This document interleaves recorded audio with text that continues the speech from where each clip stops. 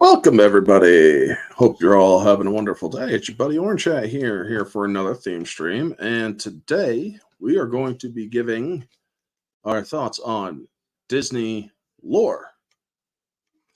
So strap in. Now, as I said on Twitter, this is not going to be a roast fest. This is not going to be me just trashing Disney all over the place. No, I am going to be giving objective thoughts as well as my critiques for the show or for the content that has been brought by Disney. Now, there is a lot of stuff that is wrong with Disney. Disney is 95% inconsistent, where the EU was 90% consistent.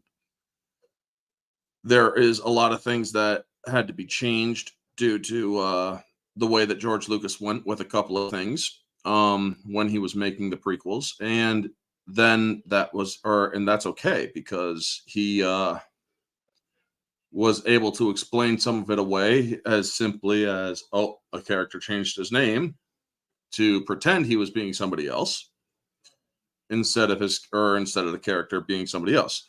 So a good example of that was Boba Fett's real name was not Boba Fett, it was Jaster Mareel.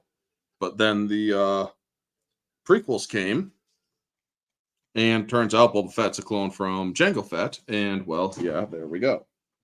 So they had to basically say I had taken the name of Jaster Mareel while I was hiding out, But getting into Disney lore, starting or as well as the Filoni Clone Wars,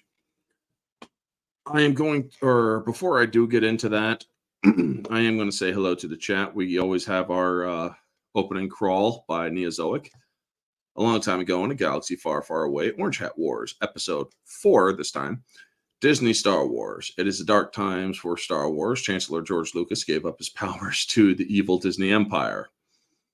Led by sinister Emperor Iger and his apprentice Darth Kennedy. The Empire created the destruction superweapon known as Disney Star Wars.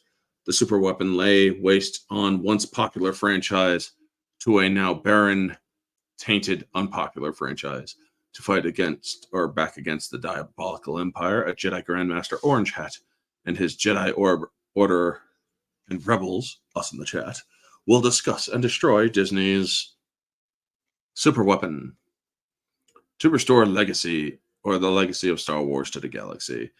In all seriousness, howdy Orange Hat and the good folks in the chat. I hope you enjoy Orange Hat Tech Scroll. Thank you. I do appreciate it, Neozoic. You are always joy, man. I do very much thank you. But again, as I did say, this is not going to be a full-on just hate fest. I mean, I got no hate boner here. But I am going to give, as I said, my thoughts and opinions concerning the differences of lore. One of the things that I will start with is the Order 66 and how it was implemented. The difference between canon and Disney. Canon, which everybody says is, or Disney's canon is canon. I do acknowledge, folks, that Disney has their own canon. I do acknowledge that Disney owns Star Wars and whatnot. It is time that we do stop being blind haters. Now, I'm not saying you have to like Disney Star Wars. By any means, no. I am not saying you need to like Disney Star Wars. I am simply saying there's no reason to blindly hate it, because when you blindly hate something, you will eventually start to sound ignorant. And I pointed that out recently in a video of mine where bigger channels were mocking martial arts and forced kung fu and whatnot in the Acolytes. And apparently an EU fan admitting that martial arts existed before Disney and during the time of the EU being in full swing, apparently that is a sin against some of the elitist panderists of the EU. people who have, I'm guessing, never played the games, never read the books, never understood the EU the way some of us fans have. Hey, Christian, good to see you. As much as I don't like the Disney trilogy, the cast and crew doesn't deserve death threats. No, they do not.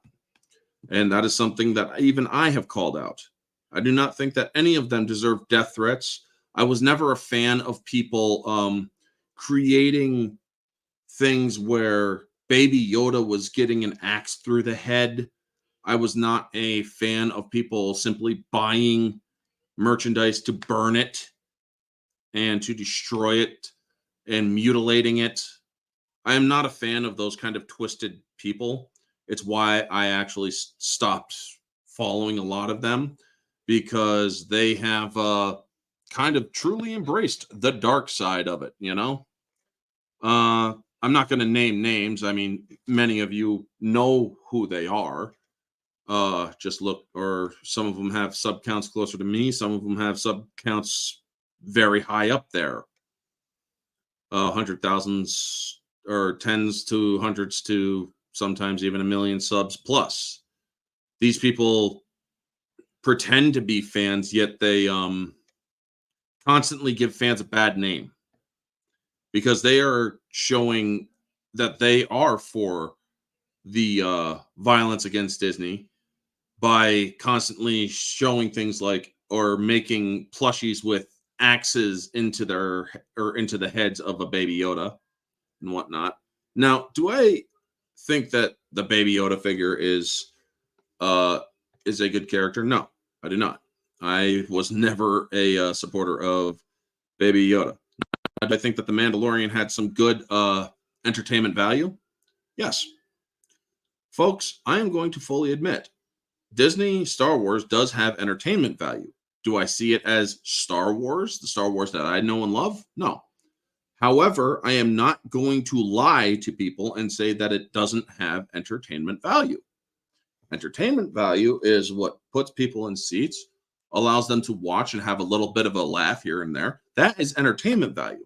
Rogue One, yes, I will fully admit, I actually liked it. And yes, I will also give credit where credit is due. Kathleen Kennedy was responsible for putting the Vader scene in. The one where he slices up rebels like they're freaking chop suey. So yes, I will give credit where credit is due. I am not a blind hater who is not going to acknowledge that there are some things that were interesting, that were entertaining to a degree, that Disney has done. I will fully admit to things here, folks. When I watched episode 7, I thought it was okay. But as I was watching it, I was like, there's a couple things in here that are kind of campy, kind of how the heck, you know? But I thought very little of it at the time, but as I finally got able to sit down and watch The Last Jedi after my incarceration, because it came out while I was incarcerated, I managed to get the digital of it and watch it then, and it's like, oh my god, this was terrible. This was actually terrible.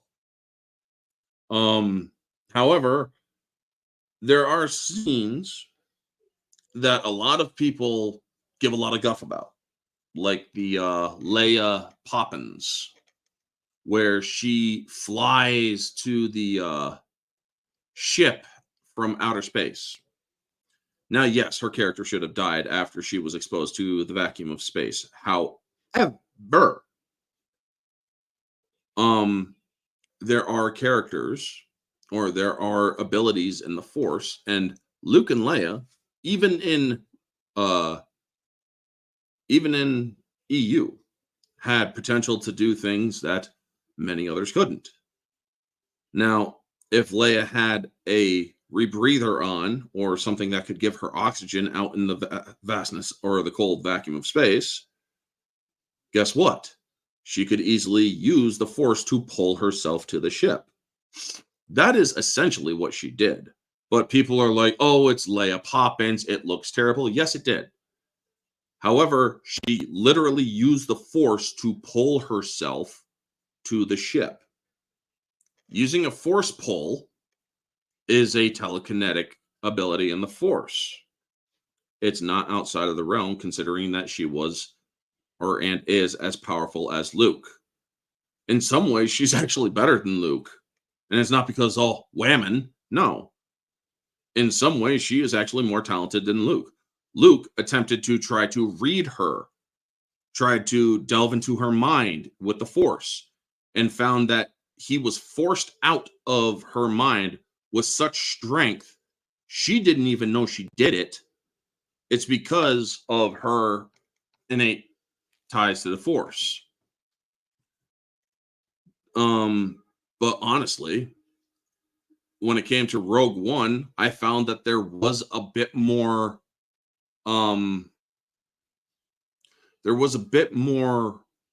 feel to Star Wars or to the original trilogy than there was or with Solo, and I honestly still can't watch Solo. I tried watching Solo and I ended up fast forwarding through a lot of it. I mean, I just really couldn't. I watched the Solo movie in like 30 minutes because I was fast forwarding through a lot of it because I couldn't stand it. Off topics. The reason I called episode 3 instead of 4 is because to pay homage to Star Wars, where you get the trilogy of films. Yeah, I get it. Well, EU topics and Clone Wars spinoff. Yeah. I get it. Thank you, Nizok.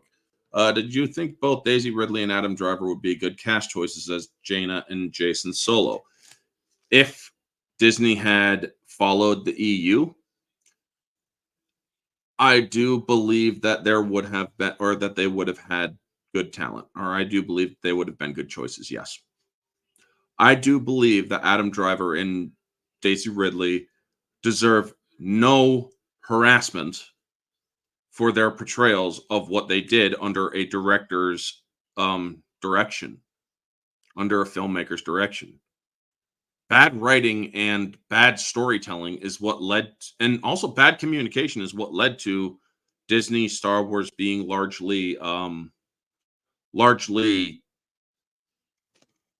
what's the word, denied or rejected rather by a lot of fans. Now, a lot of fans still like the Disney stuff, and that's okay. I'm not saying they can't. Look at the bottom of my screen here.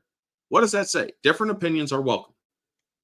If a person has a different opinion, that is fine. I'm not saying they can't. My opinion and plus objective stuff, like we're going to get into the Kenobi stuff soon. The Disney trilogy just did a bad job. Somehow Palpatine returned. You look at the book, read the book for episode 9. They're talking about TIE fighters following the Falcon through light speed. They now had the capability. That's the reason. That is the reason that Ray Carlson, or whatever her name is, that wrote the novel for episode or for The Rise of Palpatine, gave for TIE fighters having light speed capability. TIE fighters don't have light speed capability, folks. They never have. It is why they were called short-range fighters. It was why they had to pull back when they were getting out of range when Kylo Ren and his TIEs were attacking in The Last Jedi. They never were meant to go any further than a base or a moon or some sort of installation of the Imperial armament. Why did you not like Solo, if you don't mind me asking? Because I knew of Solo's backstory already.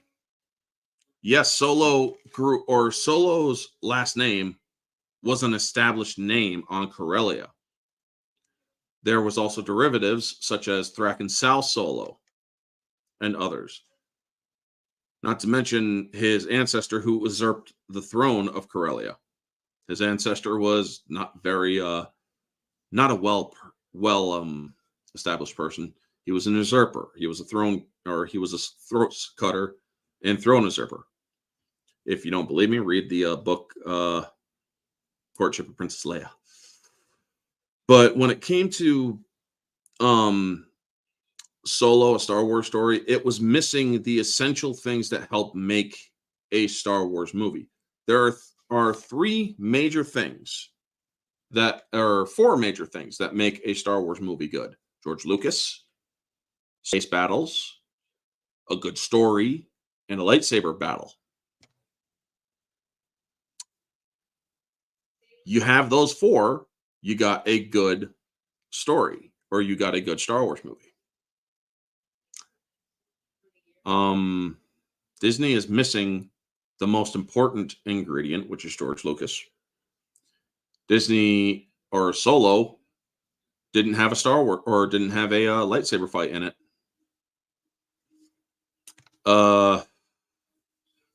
Didn't have a real lightsaber fight in it. All it had was Darth Maul call his lightsaber to him and ignite it to let Kira know that they were about to be working a lot more closely. I also didn't think that the acting was that good. I didn't like the original Falcon or the look of the Falcon, especially when the Millennium Falcon was already in Episode 3.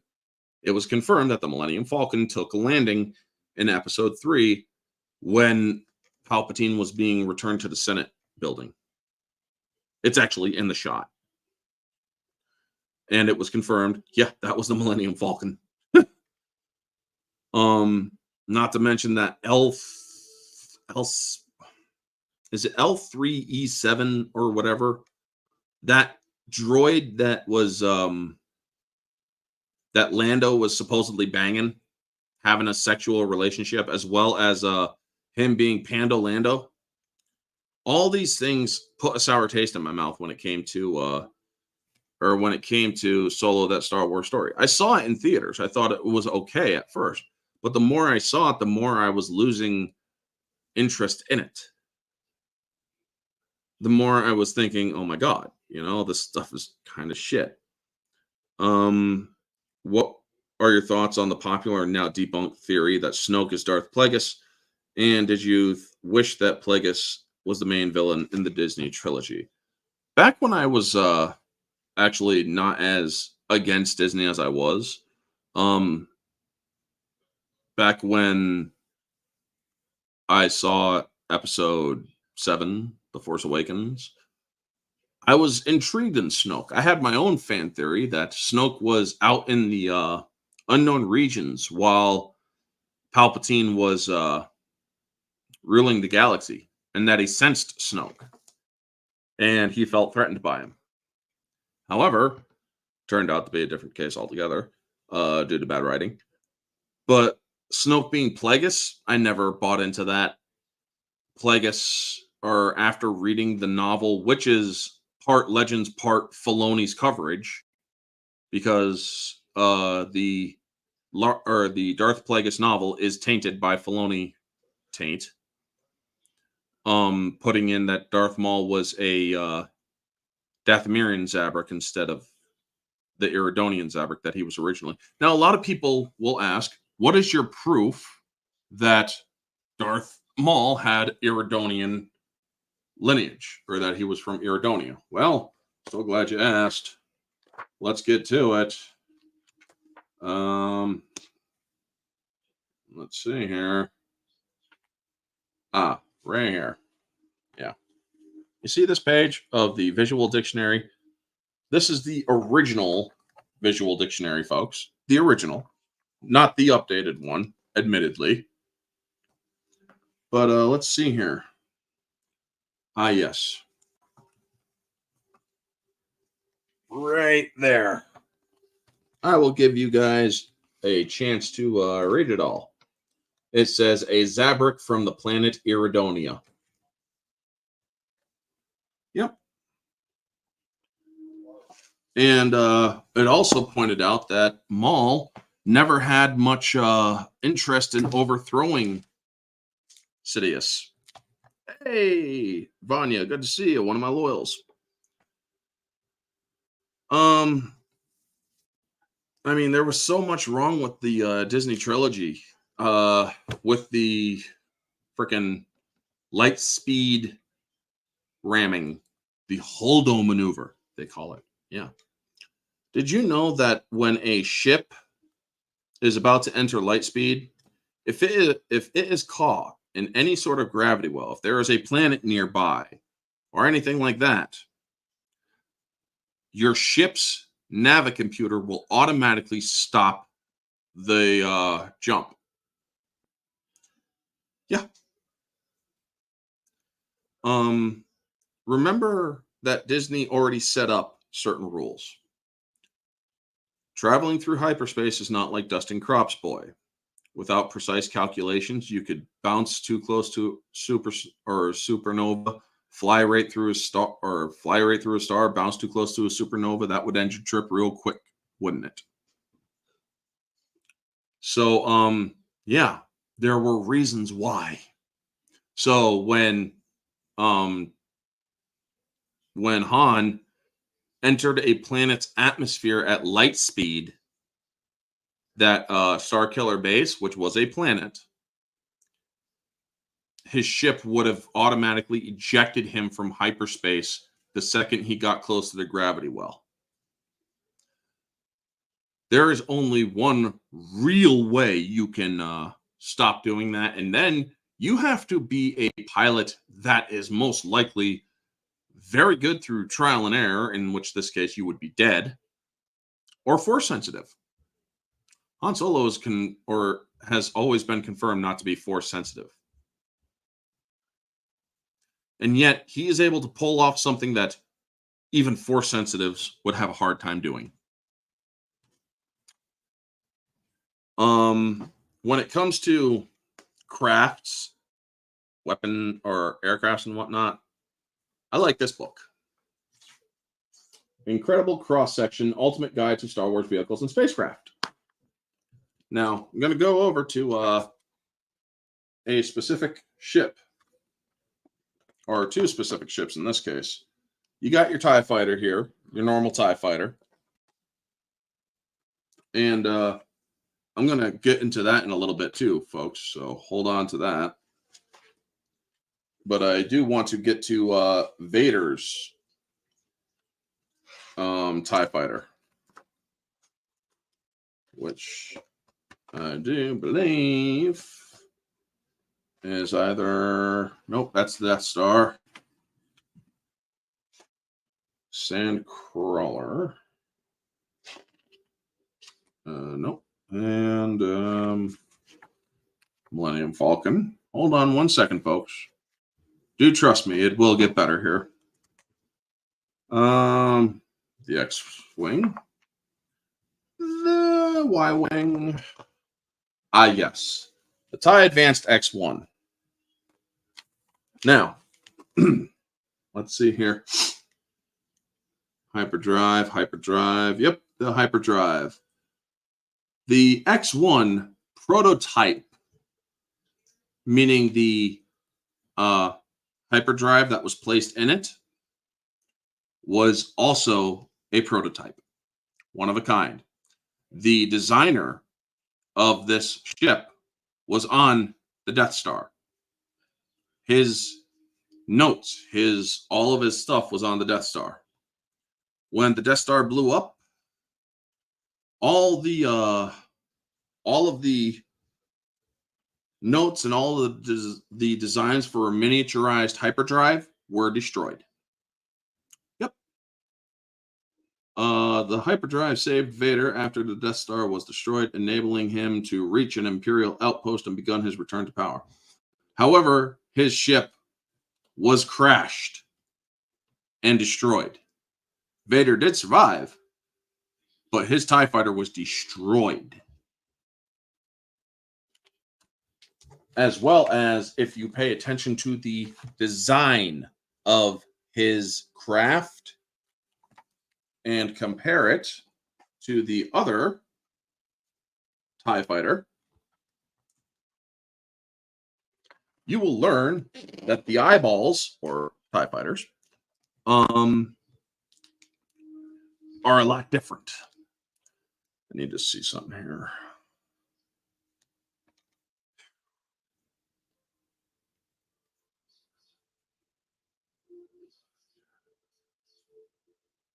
Hmm. So, there we go. Yeah, it seems that the lighting is a bit different. Yeah, I'm sorry for the yellowish hue, folks. There.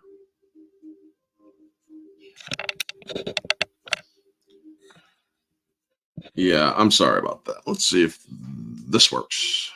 Nope, that makes it worse. There's not much I could do about that, folks. I am sorry about that. But oh,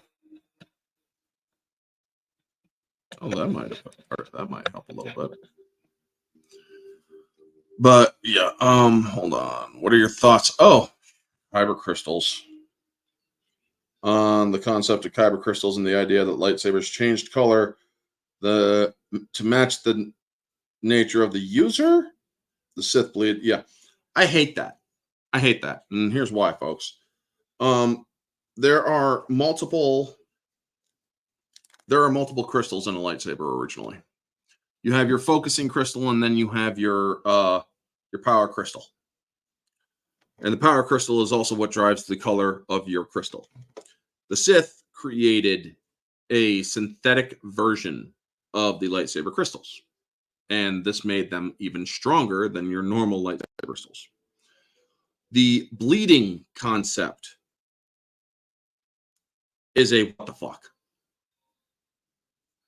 It was a complete what the fuck. I have always enjoyed the original lightsaber designs, including the light whip designs, which explained why there was, or how light whips worked. And yes, I will also discuss light whips, because here we go. I saw that acolyte thing, folks, about the light whip stuff. And I gotta say, it's like, okay, yes, they have the first live action light whip in the show.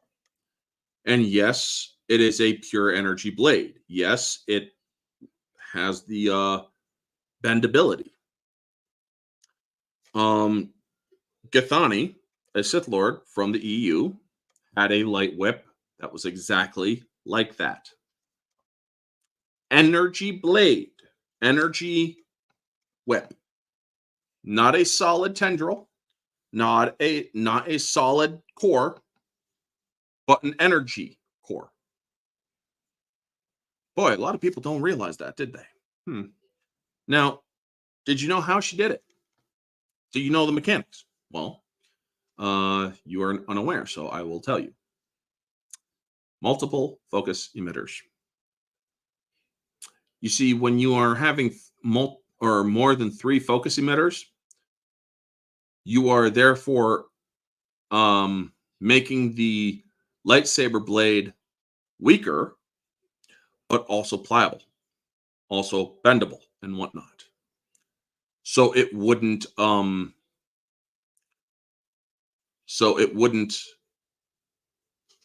kill a person or slice them in half. Lightsaber whips didn't snap off a person's head, unless they had other tendrils like the Dark Lady Lumia would do. As for, hey, David Kotler, yes, the just shut up and do it. Yeah, that's basically how they did it. And good to see you, man. But yes, when it comes to changing them from blue to red and then unbleeding them changes them to white. Ahsoka the White and whatnot. The character of Ahsoka, I will get to in a moment. I still have to continue the blood or the lightsaber whip thing. Lightsaber whips, folks, I have no problem with them. They can show them in the Acolyte all I want. Hey, good. Or good on them. They managed to actually get one into the live action. Now, a lot of the EU stands are pissed off because, well, it's not their Star Wars. It's the Disney lore that's putting out the stuff that they have already read about in the EU lore. Yet they're pissed off because that's not how it works. Except that is how it works. That is how it works. You can have a lightsaber whip with a energy core. You need focused, or you need multiple focused emitters inside of the lightsaber handle to channel the energy and diffuse it to make it weaker. That is how it works. That is how it is explained in the old canon of technology. Jithani had a true lightsaber whip. And so did Lumia. Lumia just kept on adding to it with the several tendrils, some of it Mandalorian iron, Beskar, where she also had Durasteel that was charged with energy to make it sort of a vibro whip and a light whip at the same time. You see, folks, when I do my research, I go deep. So I'm able to counter the ignorance of people like Mr. H Reviews and those others who make the insane claims. I mean, yes, world-class bullshitters did make the whole Force Fu thing, as did Mr. H Reviews. It's like, oh, come on, man. This looks god-awful and whatnot. And it's like, are you pissed off because they're using martial arts in Star Wars? Did you know that martial arts has been in Star Wars since George Lucas era? No, apparently you guys didn't think about that when doing your videos. Yes, the choreography may not be that good. I mean, she does a kick up in the air that she's kicking up to, I don't know who the heck she's trying to kick at. But it's definitely not that Jedi that she was fighting. Now, if you want to go after the choreography, fine. Go after the choreography. But martial arts existed in the EU. The Ichani created a form of combat, an unarmed form of combat that could take on force wielders, where they were not force wielders. And yet they could take them on and win. Anton Rand employed this when he was hunting Jedi during the end of the Jedi Civil War. Yeah. I didn't want to ask what you thought of Ahsoka's battle with Maul. I like how they motion capture Ray Park for the recent scenes. That guy is awesome. Now, I have watched the Clone Wars, the Filoni Wars. And I have watched, or you did want to ask me, sorry, I read that wrong. Titus Kasi is is force imbued imbued martial arts. Yes, you are correct, Titus Kasi. And good to see you, Jet Sparks. But yes, the fight between Ahsoka and Maul. Well, first off, honestly, I hate Ahsoka Tano's character. Ichani, naked combat, not wonder they never had divorces. Every time a husband and wife fought, they settled it naked in the ring. Yes, battle amongst the Ichani was also a personal way of communication. It was very personal with them. They believed in holding nothing from their opponent.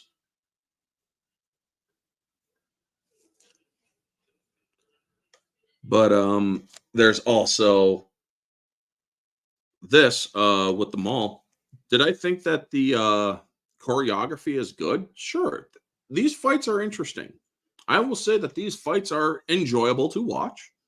I liked the Maul, Savage, and Sidious fight. However, I am also able to acknowledge that Sidious only had 2 lightsabers. One that was stuck in a statue for 20 years, and a holdout lightsaber. So he didn't have 3, which is what the Clone Wars inferred. He had one that was stuck in a statue in his office, the Neranium statue.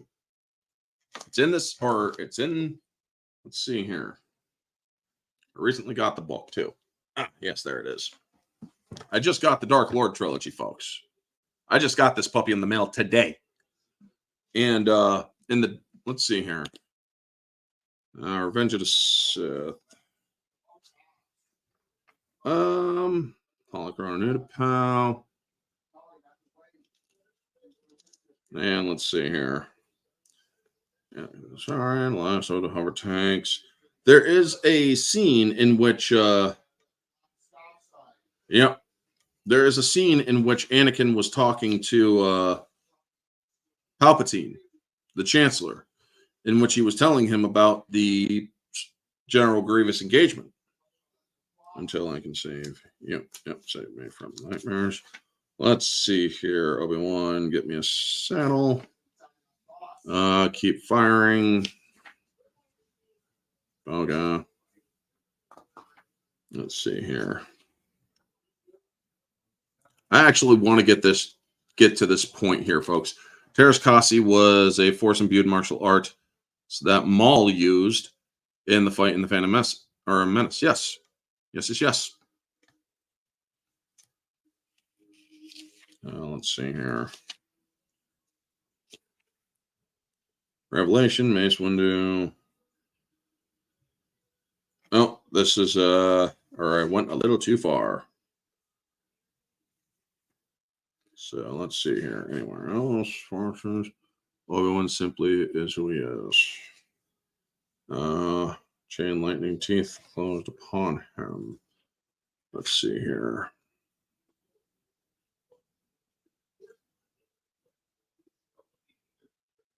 Yes, this is it.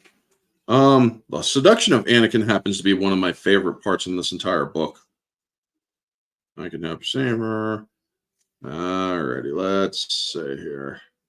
This petition. Alrighty here. Let's see here. Yes. The Supreme Chancellor of the Republic sat in a small desk in his private office, staring distractedly at an abstract twist of Neranium that Anakin had always assumed was supposed to be some kind of sculpture, and merely sighed as though he had matters of much greater importance on his mind. That Neranium sculpture held Sidious's lightsaber, the lightsaber he would use to slaughter Mace Windu, or to slaughter Kit Fisto, Agen Kolar, and Cessatine. So yeah, he only had the one. And then later, actually, I am going to, let's see here. Bear with me, folks. Destroy the trainer, and Palpatine was not afraid. To me, he knew Anakin. Senate roared. Let's see here. He shouted with vigor, was surprised at him. Let's see here. And she was Maloney. You have restored peace and justice to the galaxy. Yes.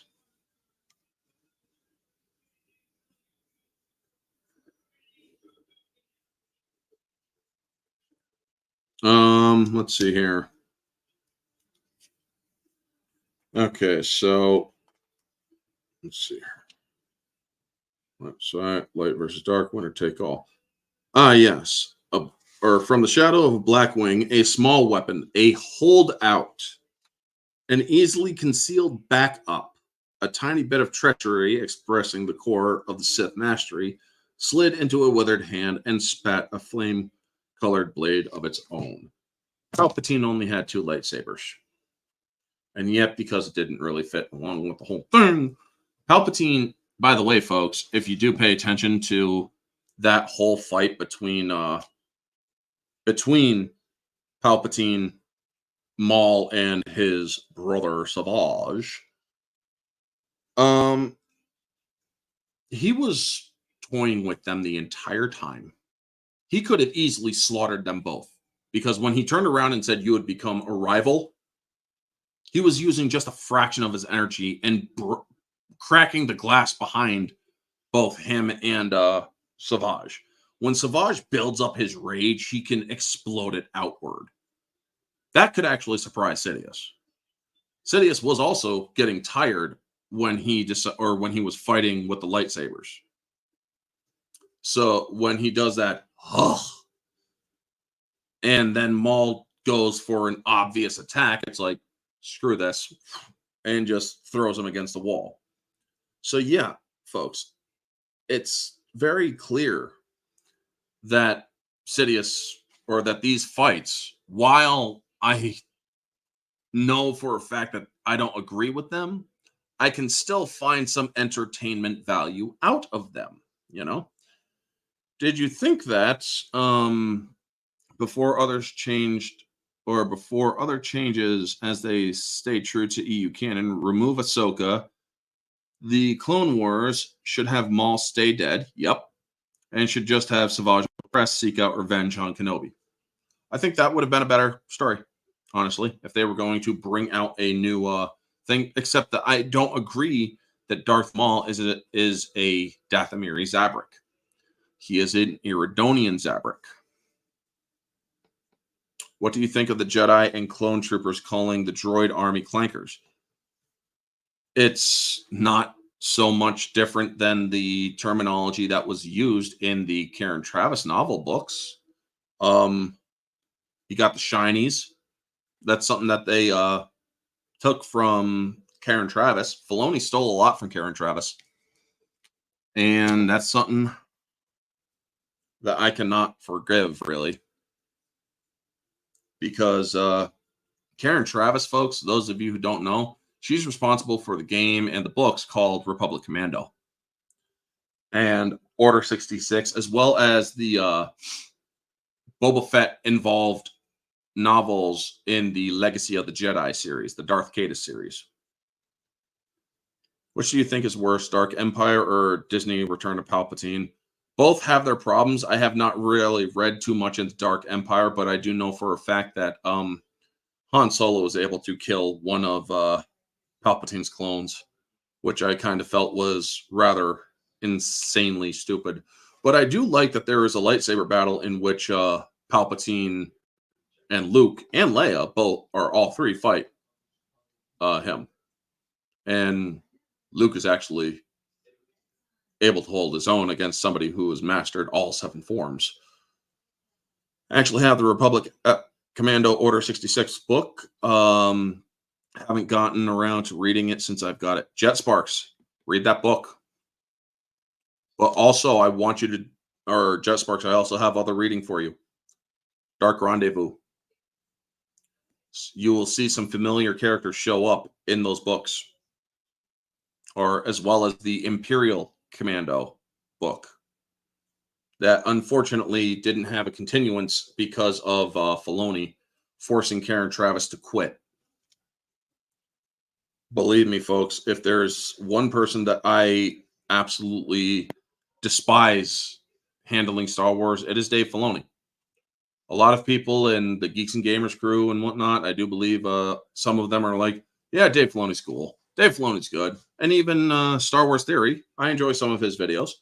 But I also do not agree with him that Dave Filoni is is the second best thing, or is the next best thing that happened to Star Wars since sliced butter. I'm sorry, I just don't. Dave Filoni forced Karen Traviss, a woman who pulled a Tolkien measured level of lore, into Star Wars.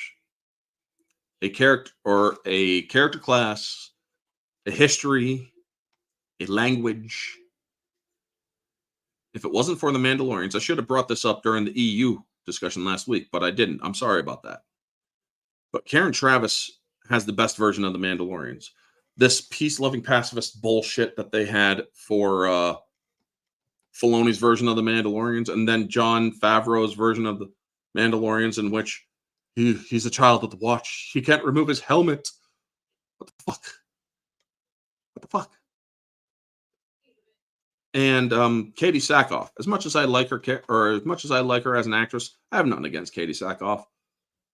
How has her character not aged since the end of the Clone Wars, which was 19 years BBY, and then it's like 5 to 9 years after after Return of the Jedi, she has not aged. So please explain that to me. I would like to know. Ironic when they say they want the Force to be female, and yet they don't include Karen Travis in it. But now they always want to make any female Star Wars writers talk about their personal politics. Yeah. The whole Reva situation was one of the worst things that Disney could have done with the Kenobi series. Now, speaking of that, they screwed up with the Kenobi series in a lot of ways, specifically the technology folks. Now, let me show you something. In the Kenobi series, Kenobi has a communicator. Let's see here. Technology Council, Qui-Gon Jinn. 12. Yes. And you see that item. See that? That was a communicator in the Kenobi series. Do you want to know what it really is? It's a holo projector, not a communicator. Now, this is a communicator. This is a communicator. This is a holo projector. Holo projector, communicator. Holo projector, communicator.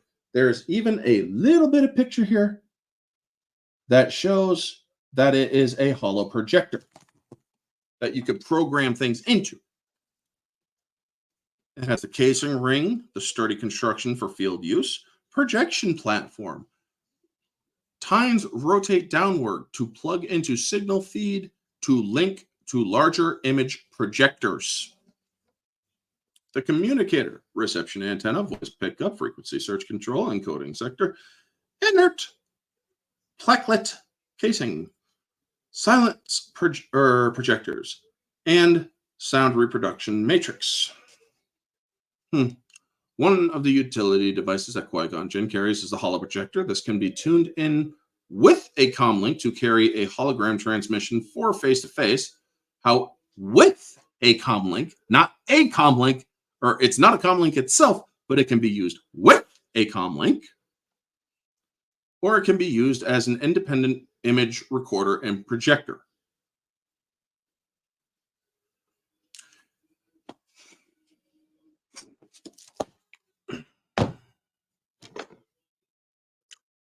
And yet, they use it as a comlink in the Kenobi series. Do you think Dave Filoni did more damage to Star Wars than Disney? Yes, because of his misinterpretations of what he learned under George Lucas, and his own greed in wanting to do things like making Grievous and Kenobi fight several times before Episode 3, which never happened. He met Grievous for the first time on the Invisible Hand. Now, a lot of people, or Filoni's reasoning is like, he calls him the negotiator, General Kenobi. We've been waiting for you. Except, he called him the negotiator because that's what he knows throughout the war, that Kenobi has been known to negotiate his way through any situation. It's not because he knows him. In fact, there is a part in that book. Oh, let me pull that book up again. I love this book. I love these books because they come in handy quite a lot. When I think about how they could have used Lumaya to be the leader of the First Order, but nope. Yep. I mean, seriously, folks. They couldn't use Lumaya because that would have destroyed their argument that there was no strong force or strong females in the EU. Let's see here. Labyrinth of Evil. What was I looking up? Oh, yes. Did more damage. Brilliant. Or any female villains in Star Wars, or any female villains in Star Wars, they just wanted to make them misunderstood. They really do not like having any female characters be real villains. Yeah. Tell me about it. Those Inquisitors. You want to know what I also find funny, folks? Let's see here. Revenge of the Sith. Yeah. I'm going to Put away that book for a second there. Oh, Revenge of the Sith, the visual dictionary to the movie.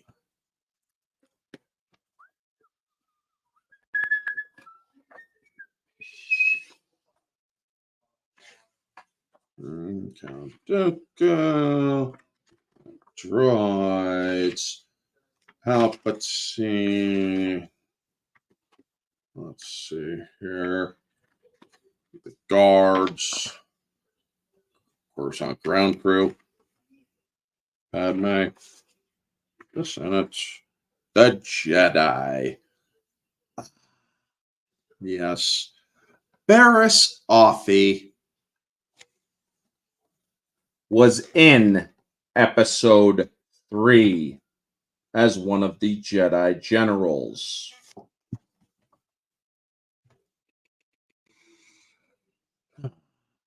The Old Warriors.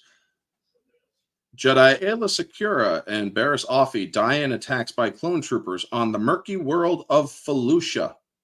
Light years distance, Luminara Unduli is lost on the Wookiee world of Kashyyyk.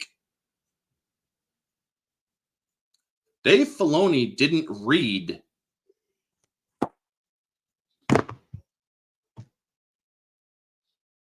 He didn't read.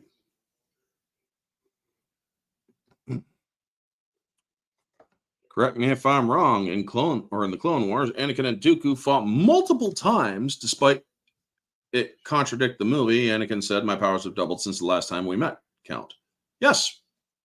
In fact, according to the Clone Wars, he fought fucking Dooku just days before Episode 3's events. Just days before. Yep. Or days or weeks. So, yeah. By the way, a lot of people don't even realize that when it comes to Episode 3, it takes place over the span of a week or two, not a day or two, like the Clone Wars show would have you suggest. Now, folks, again, there is entertainment quality in the Disney stuff. However, that does not mean that I consider it Star Wars. I mean, the sequel trilogy, you could have just survived or involved Yuzong Fong or Abeloth. I'm guessing you meant to say. Abeloth is a construct of Dave Filoni. The latter, with now devastating their invasion and subsequent war, was made the Clone Wars look like a picnic. Did you know that Palpatine created the Death Star to prepare for the Yuzong Fong invasion? He knew they were coming, he just didn't know when. As for Abeloth, I never really got into the story after Cadus because I just couldn't get into Filoni's taint at that point. I wanted to read the books, but then I also found out what happened where where the Imperials actually take over the New Republic. And I'm thinking to myself, you fucking idiots. You let it happen again. Or the Galactic Alliance at that point. It's the Galactic Alliance. And the Imperials gain leadership. Ugh. It's ridiculous. But when it comes to the Yuzong Fong, I would have loved to have seen or them eventually in live action if George Lucas had kept Lucasfilm going. However, I do agree with many that the best sequel trilogy would have been the Thrawn trilogy from the EU. Thrawn in the Rebels show and in this Ahsoka series and whatnot, terrible version of him. Because if Thrawn from the books went up against the Rebels during the Jedi or during the Galactic Civil War between episodes 3 and episodes 4, there would be no rebellion. There literally would be no rebellion. If the Emperor called up Thrawn, who was in the Outer Rim, patrolling the vastness or the borders of known space, and he's like, I need you to crush this rebellion. It is theorized that Thrawn would have crushed the rebellion in less than 3 months. This man held the New Republic by the throat. It was only through the Nogri and through other matters of Mara Jade and Luke and whatnot that Thrawn was killed. Thankfully, it was also to Leia too, because the wonderful thing about Nogri is that their entire species carries a life debt to Vader. And they can sense bloodlines. One of the cool things about Nogri is that the second one of them was about to kill a pregnant Leia, it immediately sensed her bloodline and swore fealty to her. And she's like, what is going on? Disney's version of Grand Admiral Thrawn, terrible version. Because they made him get outwitted by small little bands of rebellion. The man was such a tactical genius. He studied the art of cultures and whatnot. He also understood fleet deployments to such a degree that he's like, I know the perfect way to counter this within seconds. The Thrawn that they put in Disney, I can't stand the look of him. First off, Chiss don't have pupils. They don't have irises. They don't have retinas. They have glowing red eyes. So it's kind of stupid, you know? Orange. Yeah. Orange Hat and ironic that Disney erased EU to make it continuously smooth and clean, only to make it a bigger mess. Well, here's another thing, folks. You know the Zillo Beast from the Clone Wars, yes? And then you know the cloned Zillo Beast from the Bad Batch, yes? Well, did you know that there was a Zillo Beast in the First Order comic books?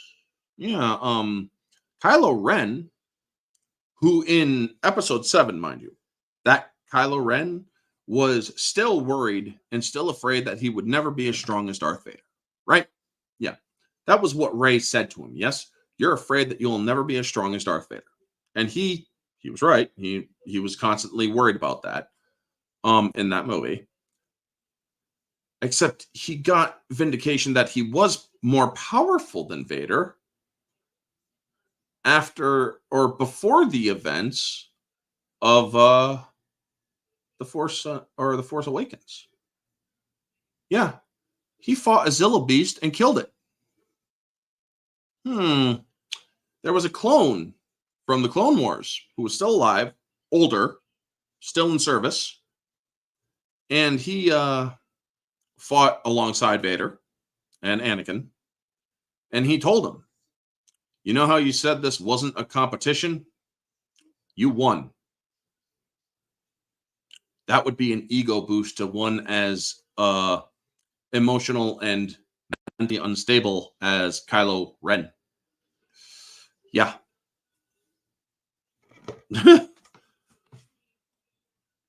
It was interesting reason why the Death Star weapon was built rather than just to instill fear and order in the galaxy. It was meant to do both. Battle anyone who stood in their way, as instilling fear and stuff in the galaxy, but also to prepare for the Vong.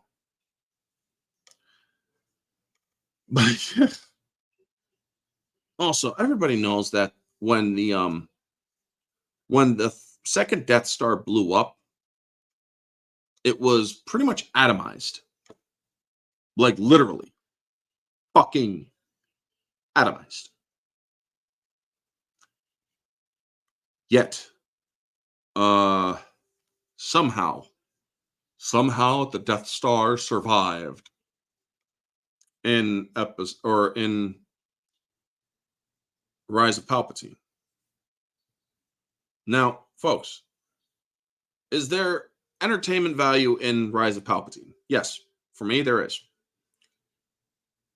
2 scenes, both or three small moments. One, Wookiees stand out in a crowd. I got to see Lando. Then Lando coming up with the save near the end. And also Lando telling him is like, how do you, or what did you guys do? It's like, we were not prepared for this. We had each other. He was basically handing it off. It's like, we weren't prepared for this either. But we had each other. That's how we did it. And then he comes in to save the freaking day by bringing in half the fucking galaxy worth of ships. No. Explain to me how they all managed to get through a fucking nebula that you need a starfighter to navigate. Could somebody please do that? What is your thoughts on George Lucas's original sequel trilogy plan? With Darth Maul and Darth Slutty Twi'lek, I'm fucking brainless on her name right now. The Slutty Twi'lek, what was her goddamn name? The one with the dildo-shaped lightsaber that looked like a bone or a bony dick. Fuck, what was her name? Somebody help me on the chat, please. I know, I'm kind of going there. Yeah, Darth Talon. Thank you. Thank you both. It was supposed to involve both of them, Talon and frickin' Darth Maul. And yeah, it's going good. Travis, good to see you. Good to see you. And as for all those who are on my YouTube, thank you so much for tuning in. And those who are on X, thank you so much for tuning in. I appreciate you guys. I really do. And okay, you were also going to have like Jason and Jaina, I do believe. I didn't know much more than that. Me, I probably would have chosen to do the Colin Trevorrow treatment of episode 9. I heard that was actually far superior. I also covered the stills from Bounding into Comics, so thanks to them. But yeah, I saw these movies and it's like, oh my god, man, some of the stuff is just goddamn terrible. She was part of Darth Krayt's One Sith Empire in Star Wars Legacy. Yes, she was. She was part of the One Sith, which I never really got into the comics. However, I do understand that there was a lot of cool shit in the comics, but I never got into them. I was mostly into the novels. But yeah, I read, or the second I picked up episode 9, I call it episode 9, The Rise of Palpatine. And I got as far as the TIE fighters and how they now had the capability when it came to light speed. Light speed skipping also doesn't work. It's completely breaks canon, breaks the rules of Star Wars. And I just feel that there was a lot of abuse, unneeded abuse of Star Wars. Now, folks, going back to Kenobi, because I wanted to point this out. You have 2 snow speeders flying into the Inquisitorious thingy. And these 2 guys, these 2 ships were meant to rescue 3 people. Now, pay attention. Cracking open a book here. Just bear with me. Let's see here. TIE fighters and other stuff. Come on now. That's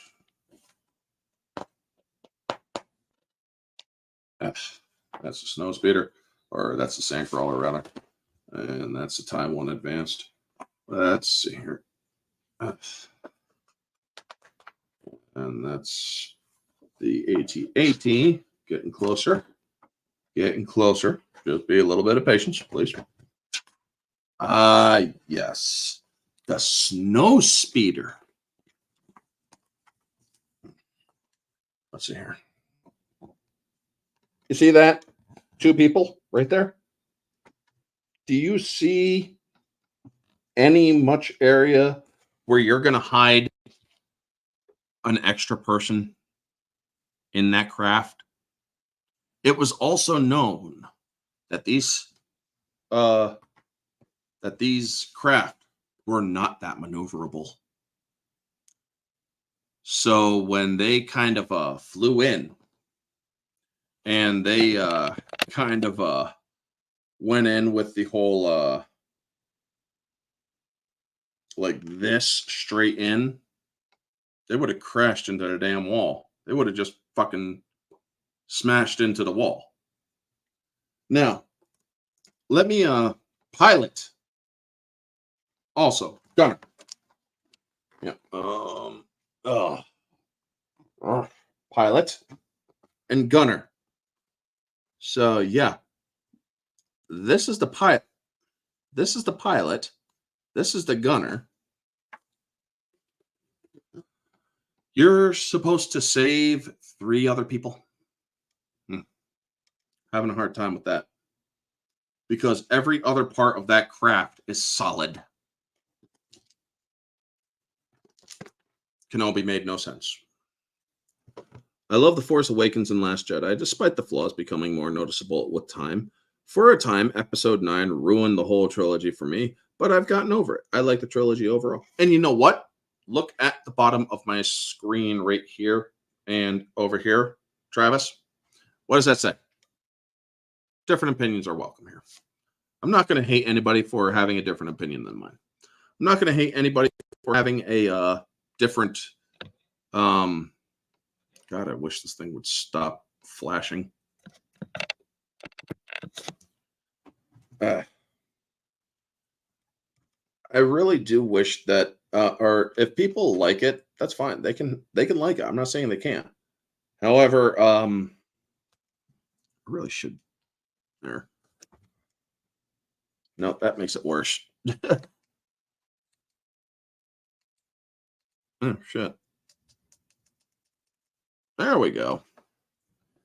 I really do think that Disney could have done better with their stuff if they would have just not attacked fans.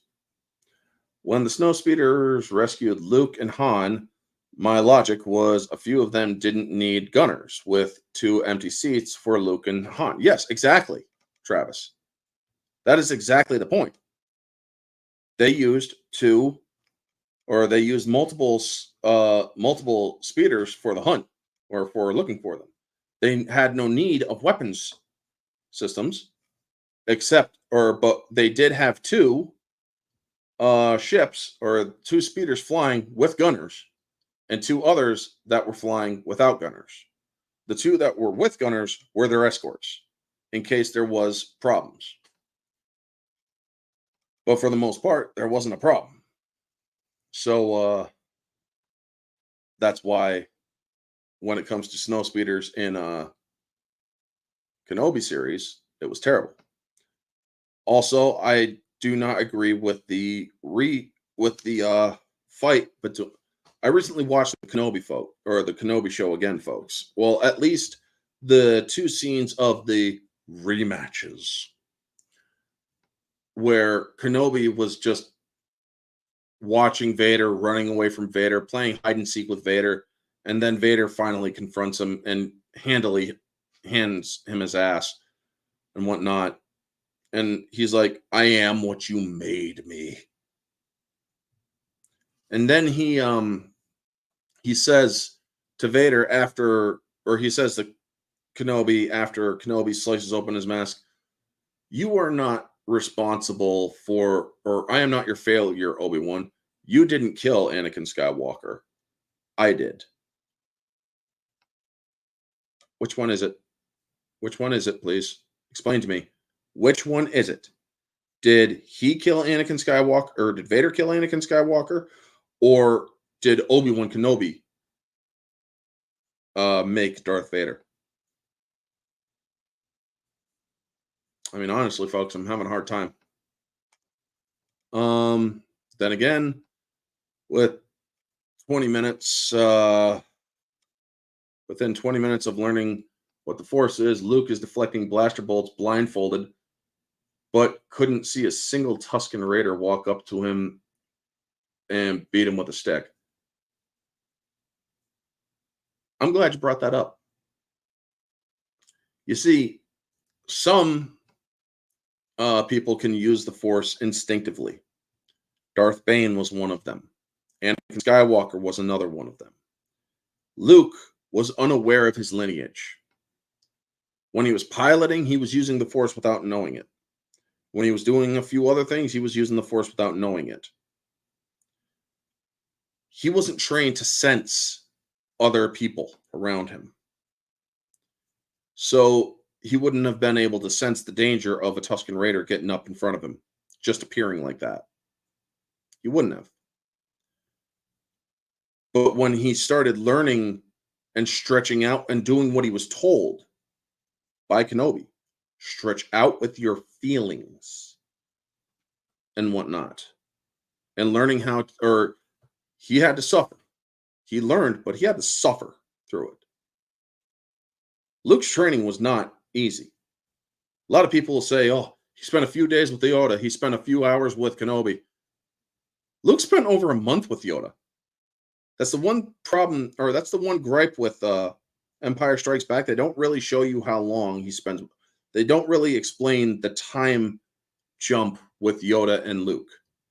He spent over a month with Yoda because it took about a month for Leia and Han to get the Falcon to Bespin. A month because they had no hyperdrive.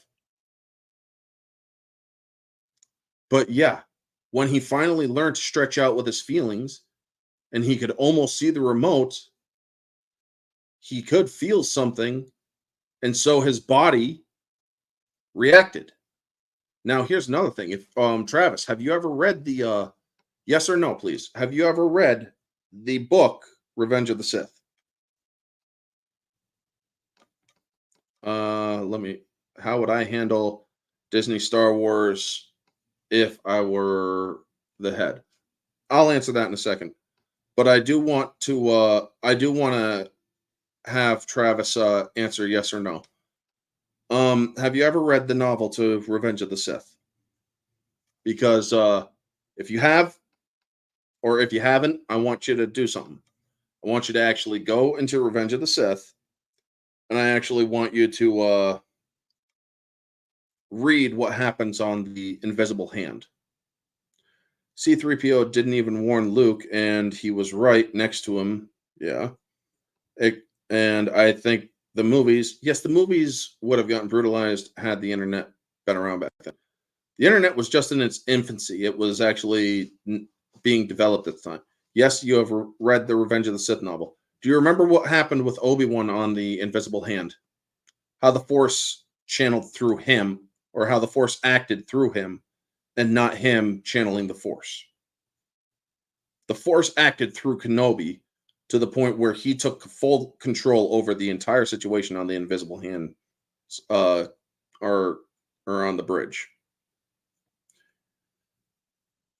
And yet, you're saying that it's not possible for the same thing to possibly happen with Luke Skywalker, somebody who is also more in tune and actually stronger than Obi-Wan Kenobi. The Force could channel through Luke just as easily as it channeled through Obi-Wan Kenobi. When he stretched out with his feelings, he allowed himself to welcome the Force into him, or to welcome the Force to interact with him on a greater level, in which the Force reacted to help him. The Force, as the Jedi explain it, is not midichlorians. A common misconception not supported by facts is that a lot of people besmirch the prequels because of the midichlorians. The Force is still that powerful energy field that surrounds, binds, and penetrates, and brings the galaxy together. Midichlorians was a scientific study that the discovery that people made of how people can interpret the Force and how people can speak or commune with the Force and use the Force. It's not the Force itself. The midichlorians are sort of the strings, so to speak. That's the best analogy I can draw from it. I remember a paragraph of Obi-Wan waking up to Anakin's butt in his face and him recognizing it's Anakin by his said butt. Well, that's to basically explain that they've been through a lot in the Clone Wars. That he knows Anakin well enough that he would also know that it's like, oh, Anakin, yeah. Why is your ass in my face? Also, his clothing gives it away too. But moving on to Orange Hat, similar question. How would you handle a change of Clone Wars if I was in charge? I would have made Genndy Tartakovsky's Clone Wars into the animated version, or into the CG animated version. That's how I would have done it. Because by doing it that way, you are allowing, you are bringing it more to a three-dimensional. You also are keeping Grievous as a very dangerous being. That mustache-twirling coward that was in the show where he was constantly running away. How did this man slaughter Jedi on Hypori?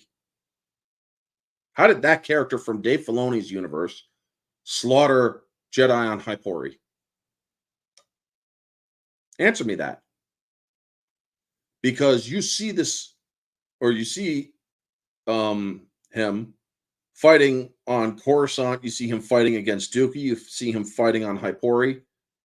He was slaughtering, he was handing their ass, or Jedi Masters their asses, while taking their fucking lightsabers. To where they barely survived. But he had a belt of lightsabers. Sans Clone Wars with Filoni. Always coughing, always hacking, running away, and whatnot. No. Or even the audio commentary from episode 3 acknowledged Genndy Tartakovsky's Clone Wars. How would I handle Disney Star Wars if I was the head? I would have followed the EU. I would have brought in people who are actual fans. I would have hired the original. I would have hired the original story group, Karen Travis and all of them. That's how I would do it. If I was put in charge of it today, I'd fire all those people. I would bring in people like Star Wars Theory. It'd be like, fuck the Disney continuity. We're going back to the EU. I want you guys to be, or I would bring him in, Demogeny. I would bring in Demogeny.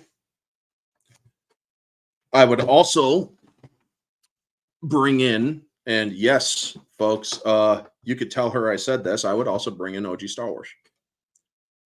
Despite my differences of opinion with her, and despite our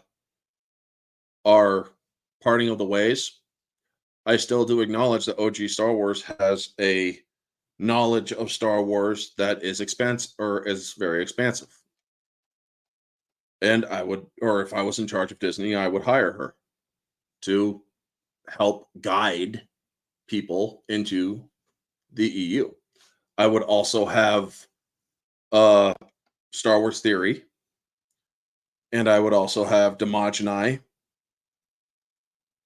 So yes, while me and OG do not talk to each other much anymore, or at all, I would, or if I was in charge of Disney, I would actually have hired, or I would have hired her. I would have gone online onto the internet, and I would have talked with people like Stupendous Wave, OG, and others to get their because these are fans that live, breathe, eat, and sweat Star Wars. Now, do I agree with OG a lot nowadays? No, me and her have parted ways, as I have said. But if I was in charge of Star Wars, I would bring them in.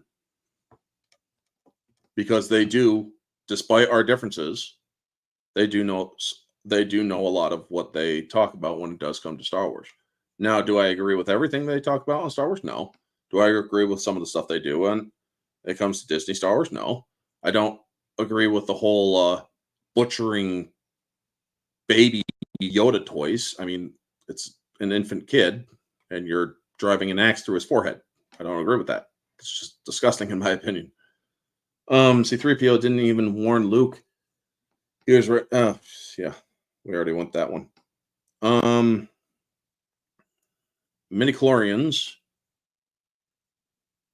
for me is just like metabolism. Anyone can be a bodybuilder. Some people's genetics just make it easier. Yes, that is another great way to put it. While I love Clone Wars 2008, I do think Anakin's portrayal was more faithful to the film in 2003 version. Yes. Yes, the Clone Wars from Genndy Tartakovsky was a lot more faithful. I do, or because here's the thing, folks. You see Anakin doing all this horrific shit in Filoni's Star Wars. And the thing is, how is Padme even still with him? He freaking straight up tried to murder one of her friends. I mean, yes, the guy turned out to be a traitor to the Republic, but she saw that Anakin was indeed a fucking, or he was freaking straight up about to kill this man. I would have left him right then and there if I was Padme. Doesn't make sense. Filoni's Star Wars just doesn't make sense. Chad, 2003 Clone Wars. Yeah, Virgin, the Clone Wars. Yeah. Also, when I watch episodes 2 and episodes 3 of Star Wars, I do not get any feeling that there was any sort of character that Anakin or connected to Anakin other than Palpatine and Kenobi. I don't get a sense that Ahsoka Tano ever existed in the movie of or in the episode 3 movie. I just don't. Again, I do need you and many Star Wars lore experts to do a big discussion stream on lightsabers at some point. Who would you like to see me go on a stream of or bring on a stream? Who would you like me to be on a stream with, Jet Sparks? As I said, I'm willing to bring on other people. But then again, those other people may not want to bring me on. I mean, I'd like to talk with OG on Star Wars stuff. I'd still like to talk with her on it at times, sure. She and I both, or we would talk in private first to hash out any problems we still have with each other. But sure, I'd still talk Star Wars with her. I'd love to get on and talk Star Wars with Star Wars Theory. He's the biggest Star Wars channel out there. Who wouldn't? Unfortunately, he's bigger, or he's into hanging out with the bigger channels and shit. But yeah, you send me a list, reach out to them and me and whatnot. I would be more than happy to talk with those people. Which EU excluding characters appear in the film, such as Luke Skywalker, that done in the most dirty by Disney?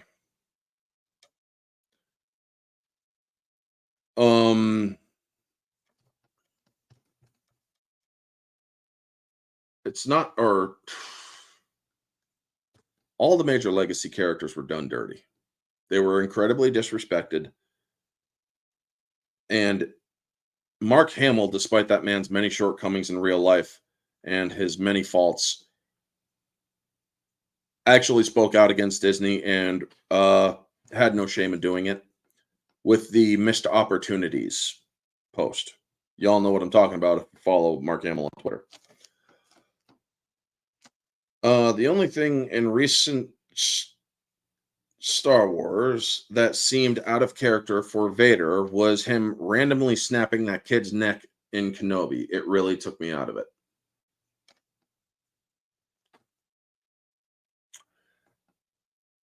The kid, sure. But you also have to understand what Vader was doing. Vader was creating shockwaves in the Force, pain, death.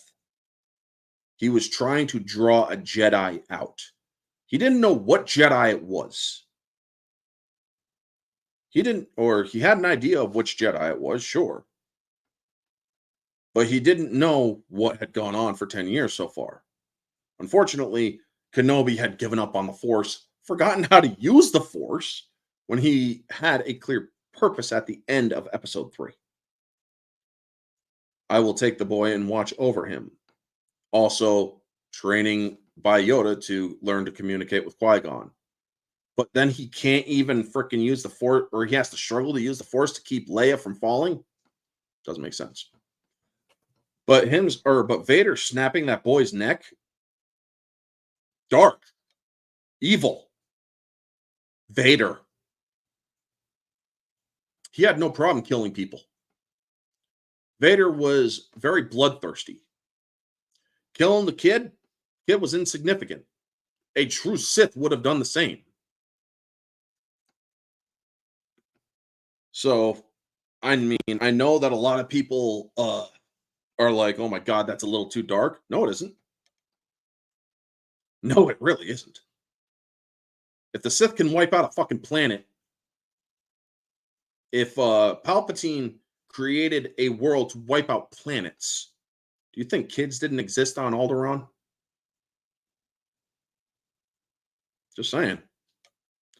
Not to mention, you also have characters from the EU, like Vitiate, who wiped out planets. Who, when he was a kid, he killed his own mother for being weak. He killed his father for making her be weak. And then he drew in 8,000 Sith Lords to his planet, performed a ritual that sucked up all of their energy plus the planet itself energy, killing every life on that planet, including those 8,000 Sith Lords, and became immortal. That's dark. Innocent lives.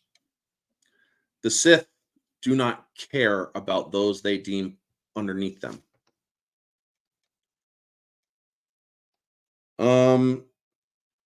While I like what we got, if I were to redo The Force Awakens, I'd lean into Rey being a scavenger, finding a broken lightsaber on a destroyer, fixing it terribly, then lying about being a Jedi. It's actually not a bad idea. It's actually not a bad idea. The idea that Rey lies her way through or out of a bad situation by claiming she's a Jedi with a malfunctioning lightsaber, then meeting a stormtrooper lying about being in the Resistance would have made it endearing. Yeah. As for Vader's actions, people separating him from Anakin, the dark side is like rage. We all have moments where we lose it.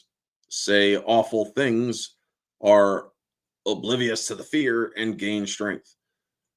Travis, another yes or no question, have you read Dark Lord, Rise of Darth Vader? The dark side is the feeling that comes with losing your temper. It only it lasts decades instead of moments. But yeah, have you ever read the Dark Lord, The Rise of Darth Vader? Because I have a point to make. What is your thoughts on Maul and Kenobi duel in Rebels? A year's worth of building hype to last only 2.5 seconds.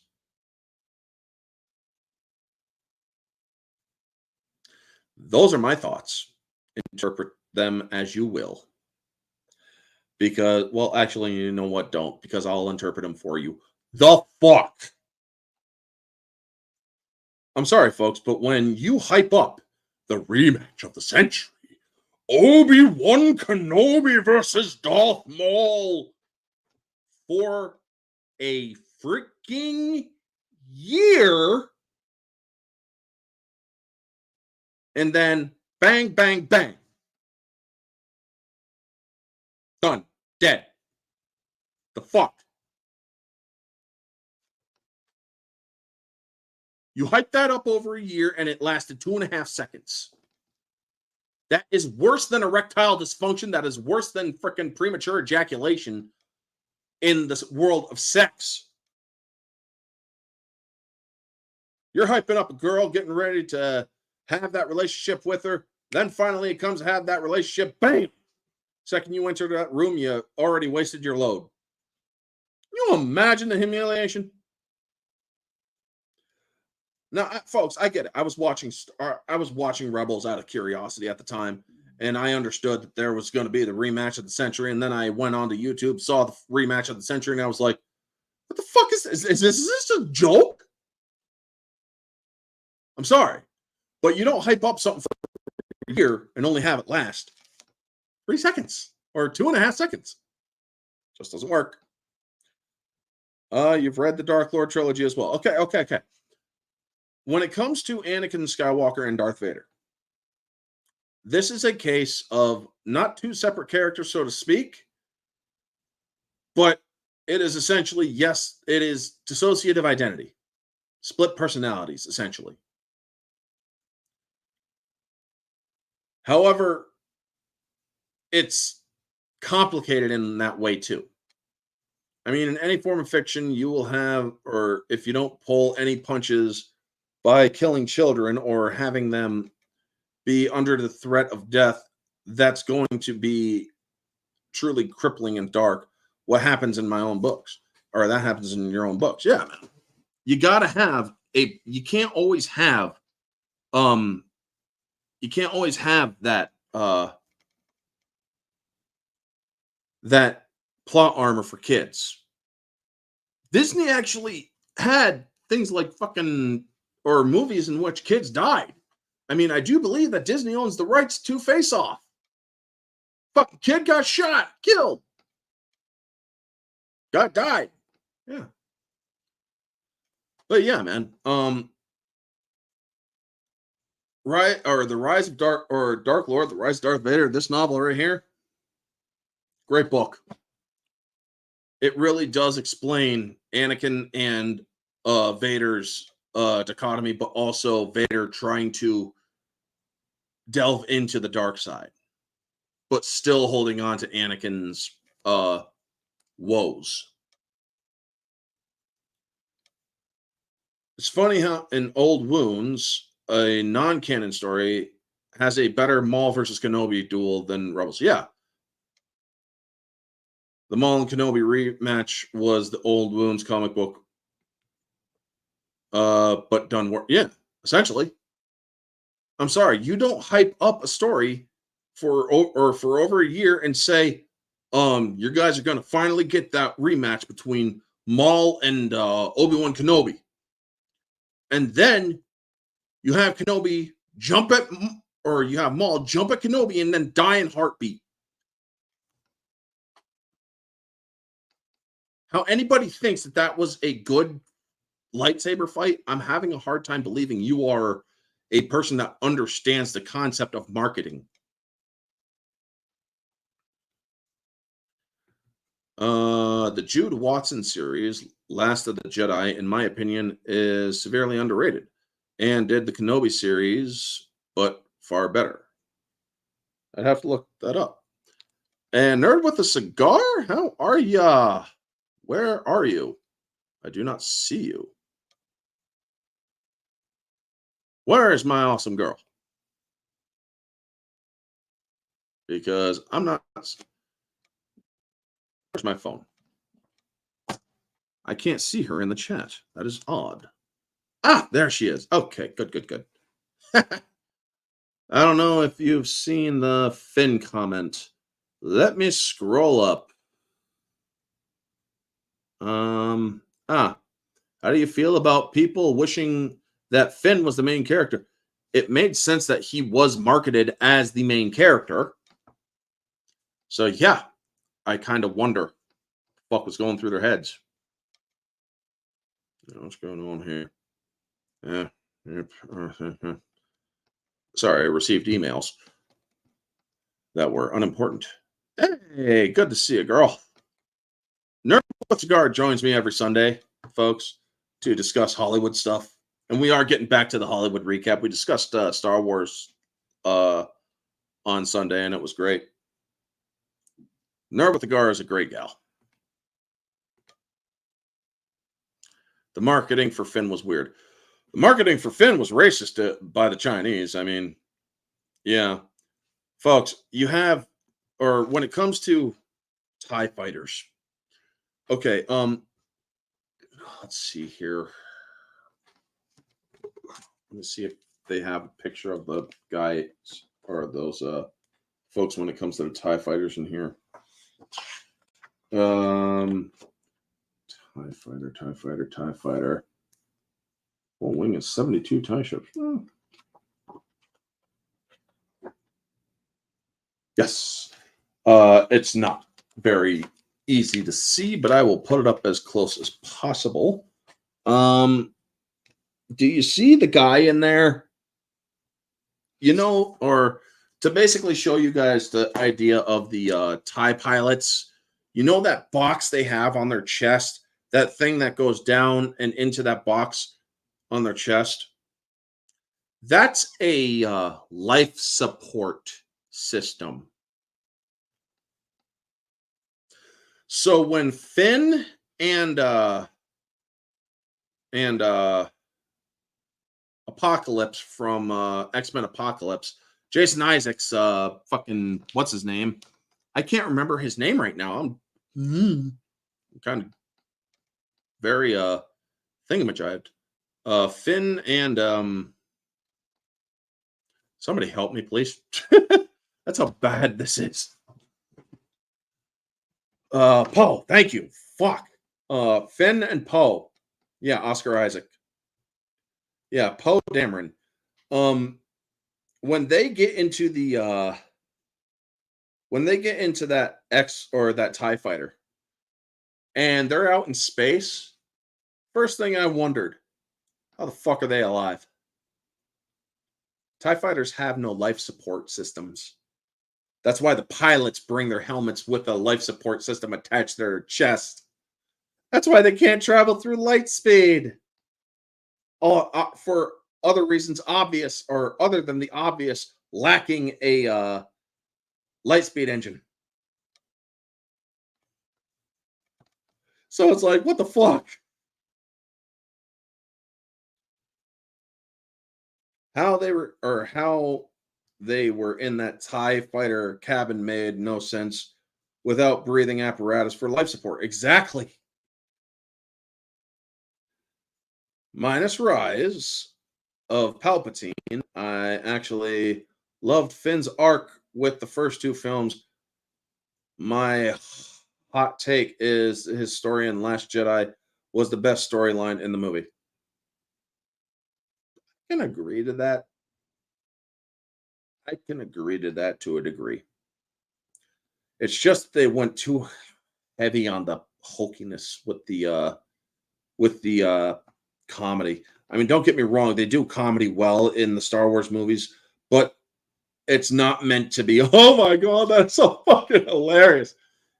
It's meant to be, or comedy in Star Wars is meant to be, oh wow, that's crazy. That kind of reaction. Not laughing your fucking ass off like holy shit for 3 minutes, you know? Orange hat. Some people counter argument for Maul and Kenobi duel. Oh, it meant the homage to old samurai films where most duels ended in one sword slice. You still hyped it up for over a fucking year. Folks, you can't hype something up over a year and expect it to be, and expect it to just be done in 2.5 seconds. That's not good marketing. If I was in charge and I allowed that to happen, I would have fired the writer.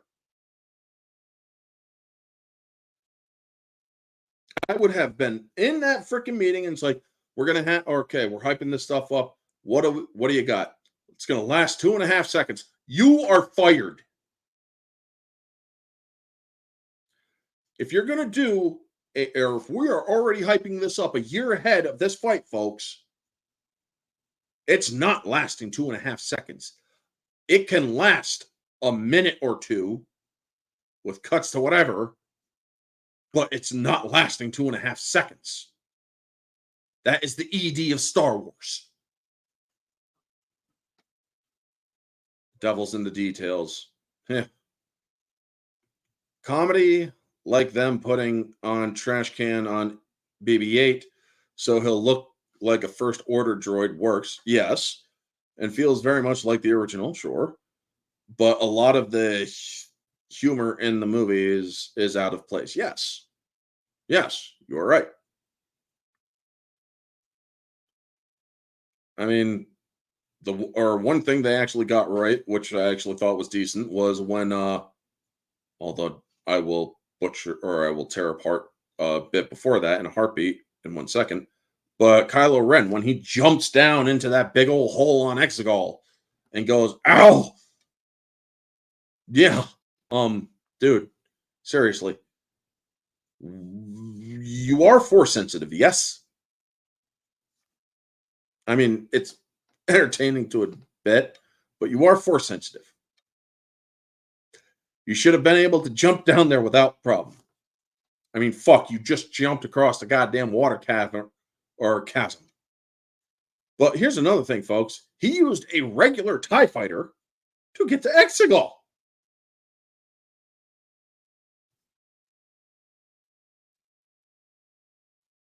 How? How? Explain to me how. Missed opportunity for The Last Jedi for me was not having a resistance turn on Finn, some thinking he was the reason the First Order is tracking them, with Leia unconscious to defend him.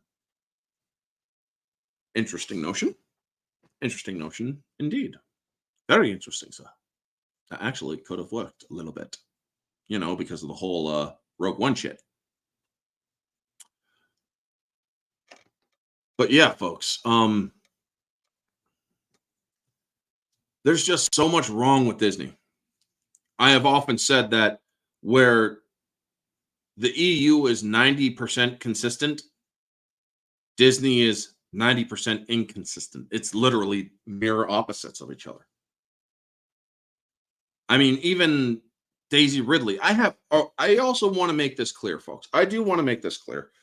I have no animus towards Daisy Ridley, Oscar Isaac, and the rest of them.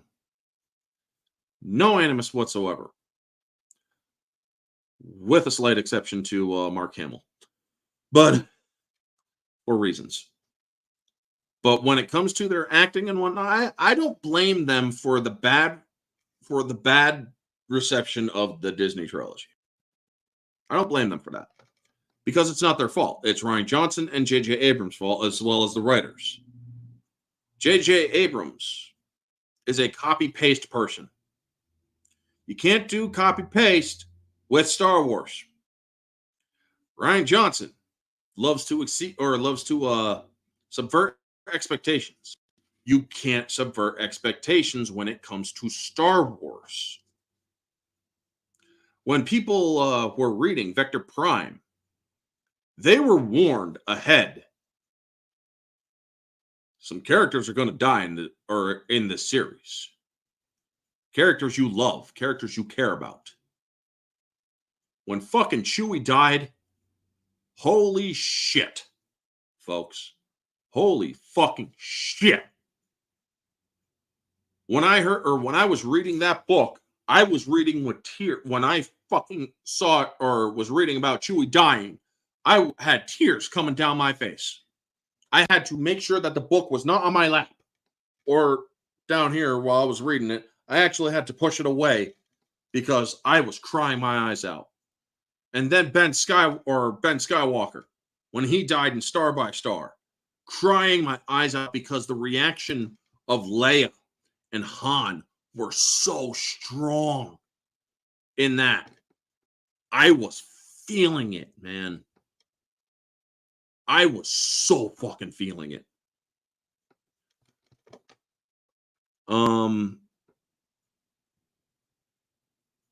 When Chewie died, the whole theater's reaction.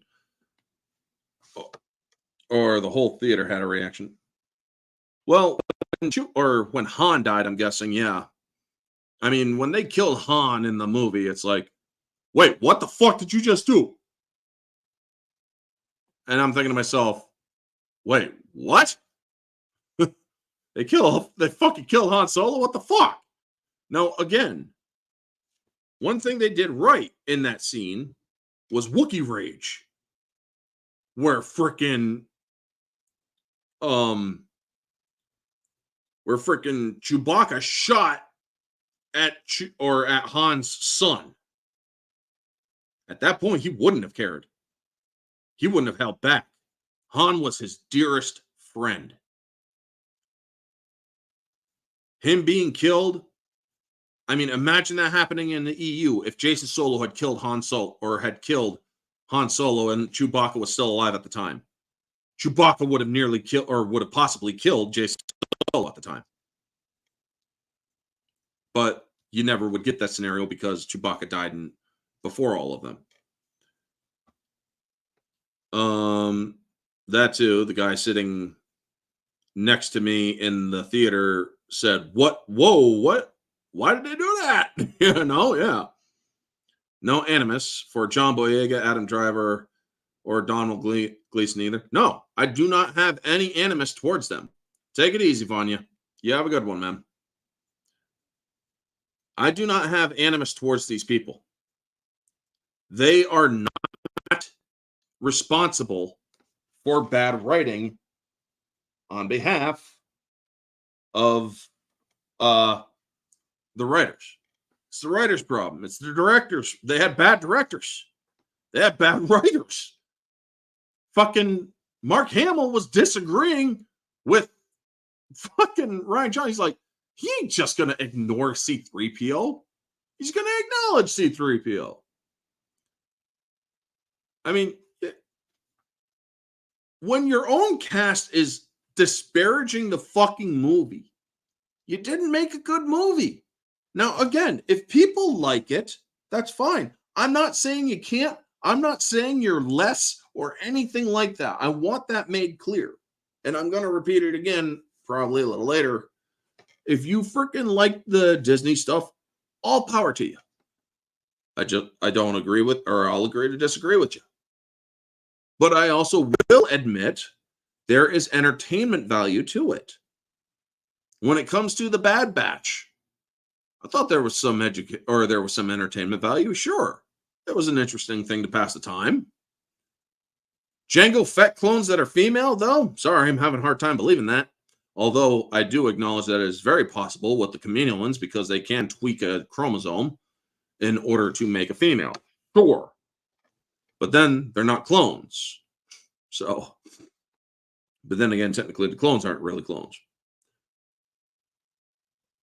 I mean, folks, Rebels, yeah. I didn't like the difference of the anime or the animation styles between Rebels and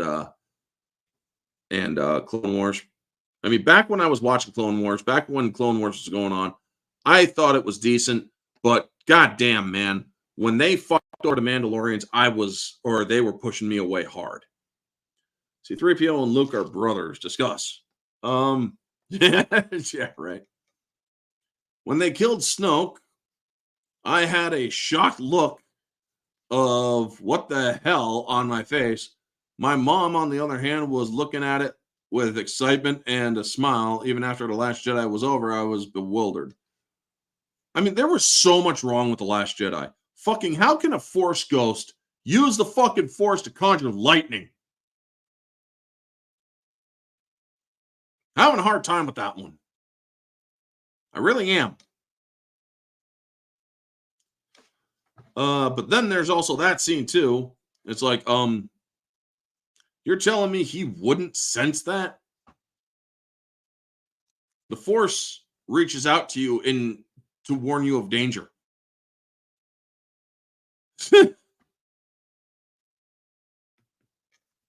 Right. Me neither.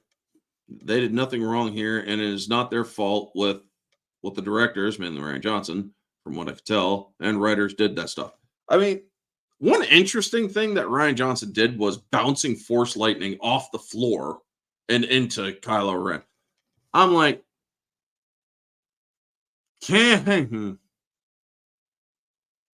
what is that floor made of?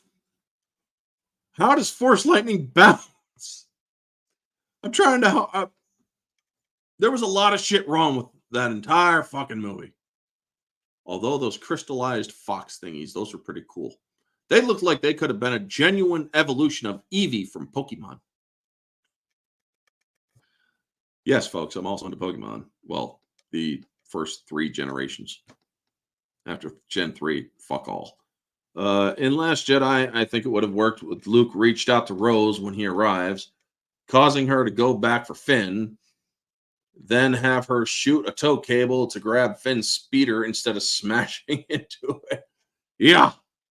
I also, what's her name? The woman who played Rose, for the couple hundred of people who actually did say stupid shit about her, including the people who are in my own community. The fuck is wrong with you guys? Yeah, Kelly Marie Tran. Fuck is wrong with you guys? Yes, she had a little weight to her. Yes, she had some corny lines. Yes, she fangirled Finn, or she was a Finn fangirl. I don't blame her for that. The woman is actually quite attractive. If you see her nowadays. Orange Hats. Did you think a better idea with Rey to be Luke and, let's say, Mara Jade's daughter? Finn either be a trooper turned Jedi or have him be a Mandalorian. Fuck, Mandalorian? Finn to be a Jedi should have been the get-go. Luke or Rey being Mara Jade's daughter, or Luke and Mara Jade's daughter. No. Not with that kiss at the end of Rise of Palpatine. Would have been cooler if they curved the light or the lightning instead of bounce. Yeah. I can get behind that.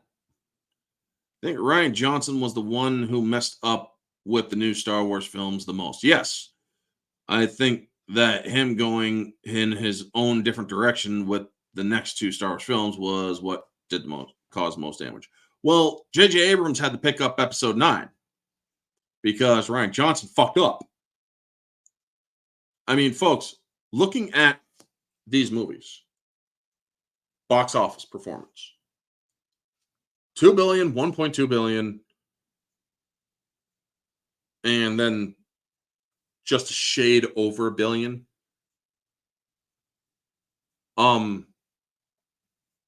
Consecutive lowering of profit hurts a film, or it also hurts a reputation.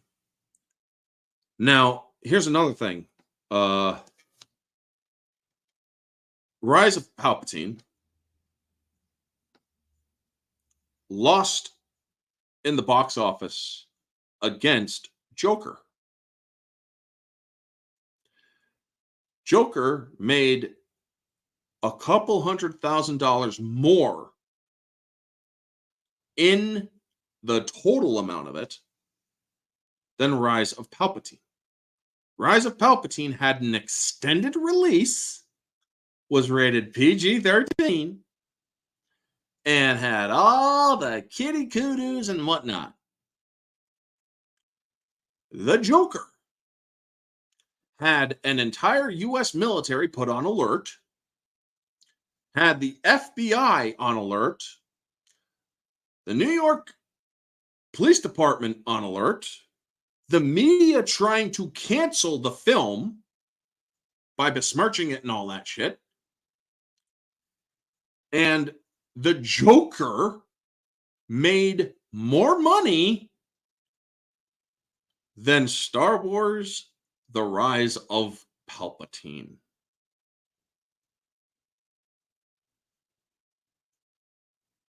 Wrap your head around that. And it was rated R. So you get less people to watch it. So that should have been a wake-up call to Disney. By the way, Joker didn't get a Chinese box office release. Rise of Palpatine did. Yeah. So explain how that happens, folks. I still found it so weird that Han and Leia would name their son Ben. No, Mara and Luke named their son Ben in honor of Obi-Wan. Yeah, it doesn't make sense. Ben Kenobi, where is he? She barely even knew him. But oh wait, then they made Kenobi show where Ben saved Leia and forever damaged Episode 4, A New Hope. General Kenobi, years ago you served my father in the Clone Wars. Now he asks you for help in our desperate battle against the Empire. When after the Kenobi show, it should have been, General Kenobi, 10 years ago you rescued me from this mad fucking Sith lady who tried to kill me as a child.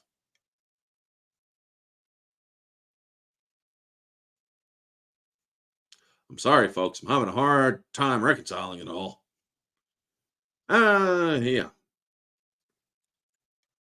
As for Han and Leia naming their kid Ben, Han criticized Obi-Wan's lessons of your eyes can deceive you, don't trust them, while he himself has to use that lesson to save Lando when blinded. True, but that doesn't give him reason to suddenly think that Ben is the best name. It's headcanon for me, but I think Han felt bad for being awful to Ben, even though he saved them and was able to use Ben's advice to save his friend later. So he wants to remember him. I mean, sure. Joker was a great film. I wouldn't even classify Disney Star Wars as film. They're just bad movies. Yes, I agree. But I also agree that there is entertainment value to them as well, to a degree. Last Jedi, they're, to me, not so much entertainment value. I'm sorry, I'm not seeing a lot of entertainment value. Wild lightsaber swinging, shit choreography in that throne room.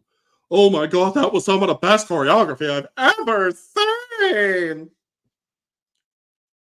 And I'm thinking to myself, from the people who said that, I'm like,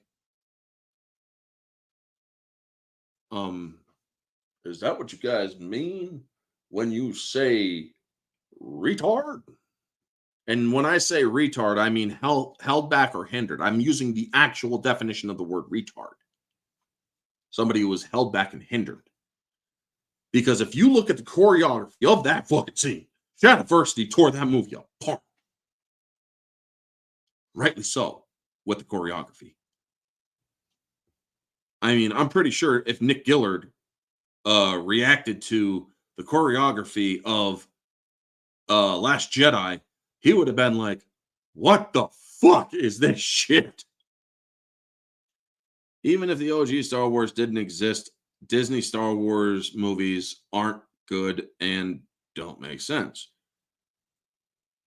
You got a point there. I mean, sure, there would be a lot of people who are easily sucked in at the flashy sequences and whatnot. I mean, I was originally taken in by episode 7, not going to lie. But after careful review and shit, doesn't make sense, you know?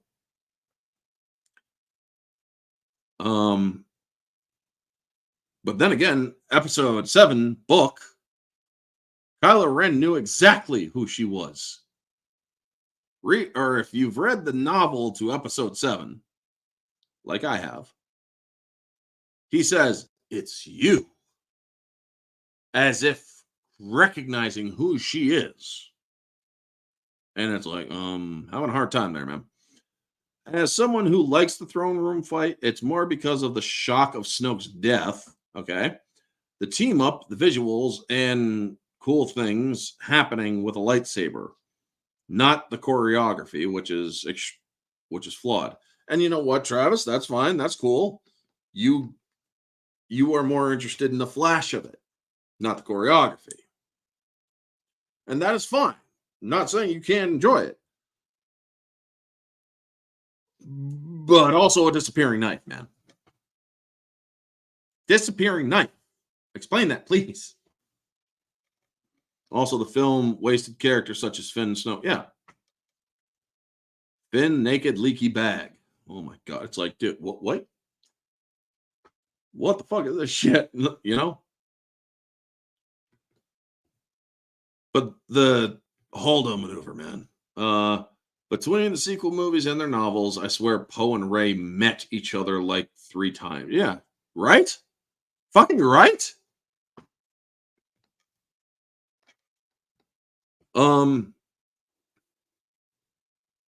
Also, I want some explanation as from Maz Kanata, like where the fuck did she get Luke's lightsaber? Or the Youngling Slayer 9000, as they call it nowadays. Not to mention the fucking Christ. The gotta try to find it. It might be in here, even. Might be able to find it in here. Special technology.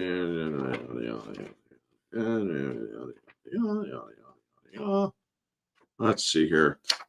Right, lost lightsaber, battle on the bow. Jedi weapon. Separatist rises. There's a diagram of Anakin Skywalker's lightsaber. I showed this in the other day, folks. Tragedy on Tatooine, The Vengeful Sun, Battle of Geonosis, Clone Wars. Here we go. Now let's get to it.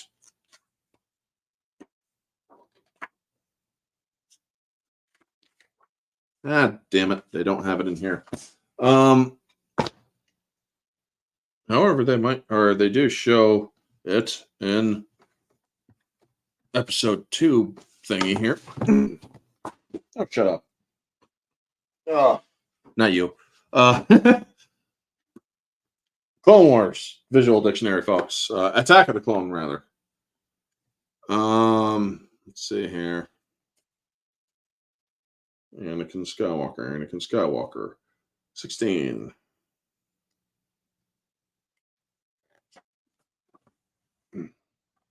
Whoa. There's your lightsaber, right? Lightsaber we all know and like, right? What does this say right there? It says activator and power indicator. Also, if you look in the Clone Wars show by Filoni, you see that he activated his lightsaber with that nodule. In episode 3, is it? Yeah. Or not episode 3, but in the Disney trilogy, the weapon or the button on the back of the high point of the emitter is how they activate the lightsaber. And I'm thinking to myself, mercy, give me the strength to not want to reach up on the screen and strangle somebody, because that's not how they did it. Now, folks, the button on the back of that area where the button they push is the blade lengthening adjuster. You see, Skywalker could actually turn his blade into a Shoto blade if he wanted. There was some Lego shorts that show Lando was at Maz's castle and tried to throw the gang off Han's trail. And I think Lando finding the saber and selling it to Maz could be funny. Yeah. I just got back. Did you talk about the Bad Batch yet? I actually like that series a lot. The Bad Batch, for those of you who don't know, was a ripoff of the EU. You see, there are some clones out there called the Null Arcs. These are original clones of Jango Fett, who had the accelerated aging. These were the first batch. And they were a bad batch, essentially, but they were called Nulls. And Cal Skirata saved them from being terminated by the Kaminoans, threatened to kill a Kaminoan right then and there in front of Jango and the baby Boba. And these, or not to mention, one of those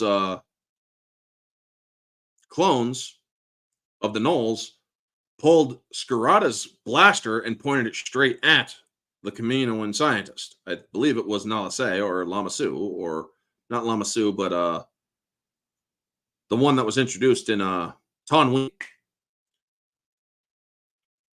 Or it could have been Kosai for all I can't remember which one. But I'll have to go back into the books. It's in the Republic Commando novels. But the point is, Ordo Skirata was the one who did it. But these guys, they didn't have special powers like enhanced strength or any shit like that. But they were extremely intelligent. They were far more intelligent than any other clone trooper. They were far more intelligent than any clone commander. These were, you know, where you have your special forces and then you have something like SEAL Team 6? The Nulls made SEAL Team 6 look like fucking Army cadet recruits. The Nulls managed to score over billions of credits from the Galactic Republic. Quite literally siphoned billions, if not trillions, of credits from the Galactic Republic right before the war ended by installing a worm into the banking system of the Republic. Siphon half a credit here, a credit there from everybody who has a bank account in the Republic. And they became trillionaires overnight. All of those clones had or were not somebody you fuck with. They heard execute Order 66. Ordo put on his helmet after seeing that there was a priority message and heard execute Order 66. And he said, "It will be done, my lord." But then he went straight to his father and said, "They just gave the order from high command that every Jedi is to be killed." Okay. Shit, we got to get out of here now. The Nulls ignored that order. The brain thingy, the fucking brain chip, that bio brain chip was the dumbest fucking thing ever that came about.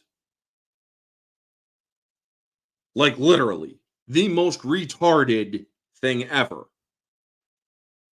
Because I just watched a video from Stupendous Wave. Those who people don't really talk about after Order 66 went down.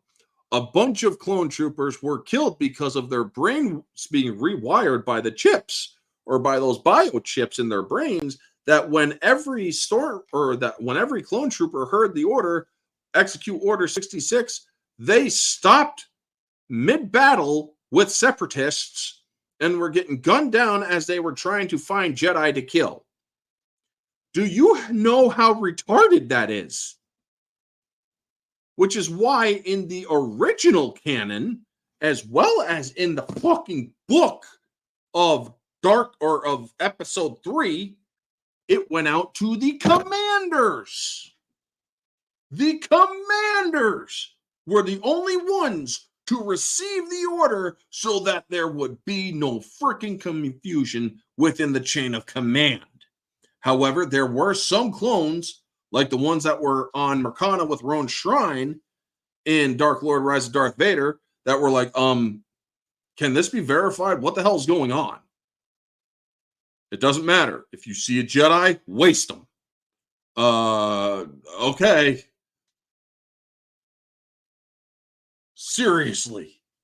That fucking, but Bad Batch. Getting back to the original thing, sorry, Bad Batch here. David Kotler. I like the ideas of mutated or clones that have certain mutations. I mean, I do like the Rambo looking Metal Gear Solid looking Hunter. Thought he was good. I also liked Crosshair. He was decent. Wrecker, there's good qualities about all. And I thought it had entertainment value. But then it started going downhill in the later seasons, and the last season, it's like, is she aging rapidly like the others? Because if she is, well, yikes. Also, isn't it ironic that people complain about the prequel trilogy politics, but now they wish that Disney trilogy had politics? Well, that's what the Andor series was all about, and I didn't get into it. I never watched the Andor series, so I can't get into it, folks. Except that I do know that they said that goddamn, blanking on her name, red hair. She's from the original trilogy as well. I'm sorry, but if you can help me, folks, help me. Fuck. Mon Mothma. I know. Yes, thank you. Mon Mothma. They said that her character is based on Nancy Pelosi. And I'm like, Mon Mothma's a drunk, power-mad individual looking to take control and assassinate a head of state. It's kind of fucking weird, man.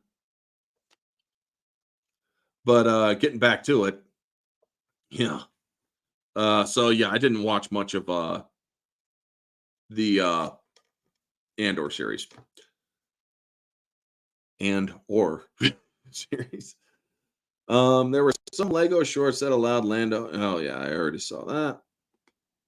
The final showdown in Bad Batch with Crosshair, Hunter, and Hemlock was the ending of Beverly Hills Cop. Yeah, essentially it was, wasn't it? I didn't see the last season yet. I need to find some time to binge watch it. Well, get into it, man. With Omega, my logic is that the Kaminoans used the female genes of Jango, which gave her blonde hair, as his mother and sister both had blonde hair. Yeah, they tweaked the chromosome in the DNA, which by tweaking the chromosome automatically tweaks recessive traits. So it makes sense. But then how do you explain Emery, who is also a female clone of Jango Fett, having brown hair? Quick question. Who is worse in terms of character itself, Rey or Ahsoka Tano? Rey was the most poorly written. She has what's known as Force download. I touched this. I know how to use the Force a little bit better now. I touched this. I know how to use the Force a little bit better now. I touched this guy's hand just a tiny bit from a galaxy away. It's the equivalent of a sex scene, and now I can use the Force even better now. I'm sorry, that is poor writing. That's literally how it goes, folks.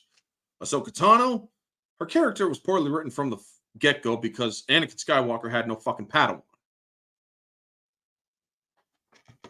I mean, seriously, watch episodes 2 and watch episodes 3. Do you have any indication that, or even watching the Clone Wars, minus that last season, but then watch episode 3, do you have any indication that this man had a Padawan in the movie?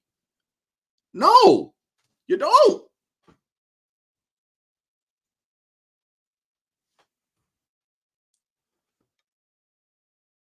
Just basic indoctrination to make them loyal to the Chancellor was fine as it is. Except here's the thing.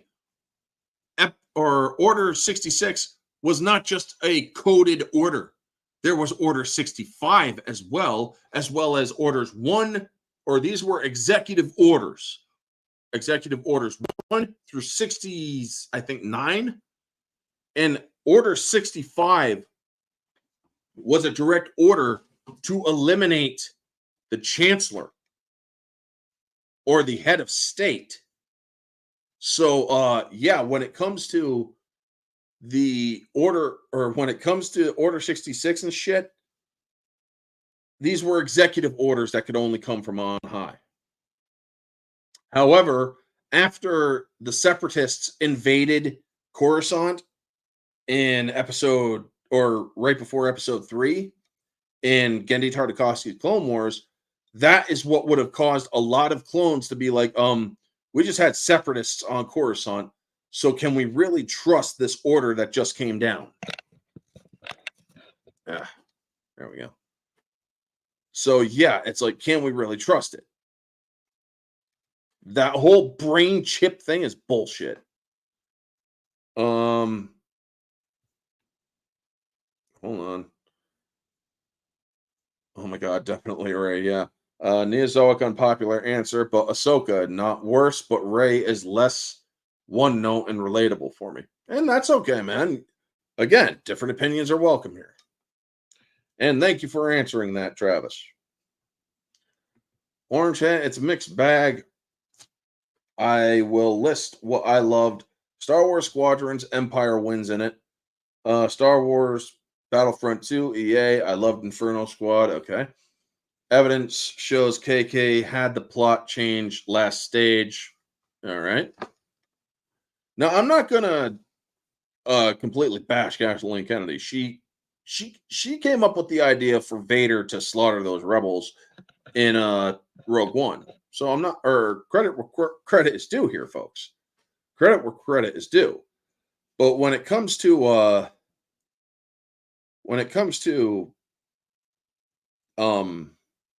Kathleen Kennedy and her other shit, she's causing Star Wars projects to lose money. She was directly involved in Solo having the writers fired all the time. So it's like when Solo lost money, Kathleen Kennedy was to blame. Under her leadership, Star Wars started to lose money.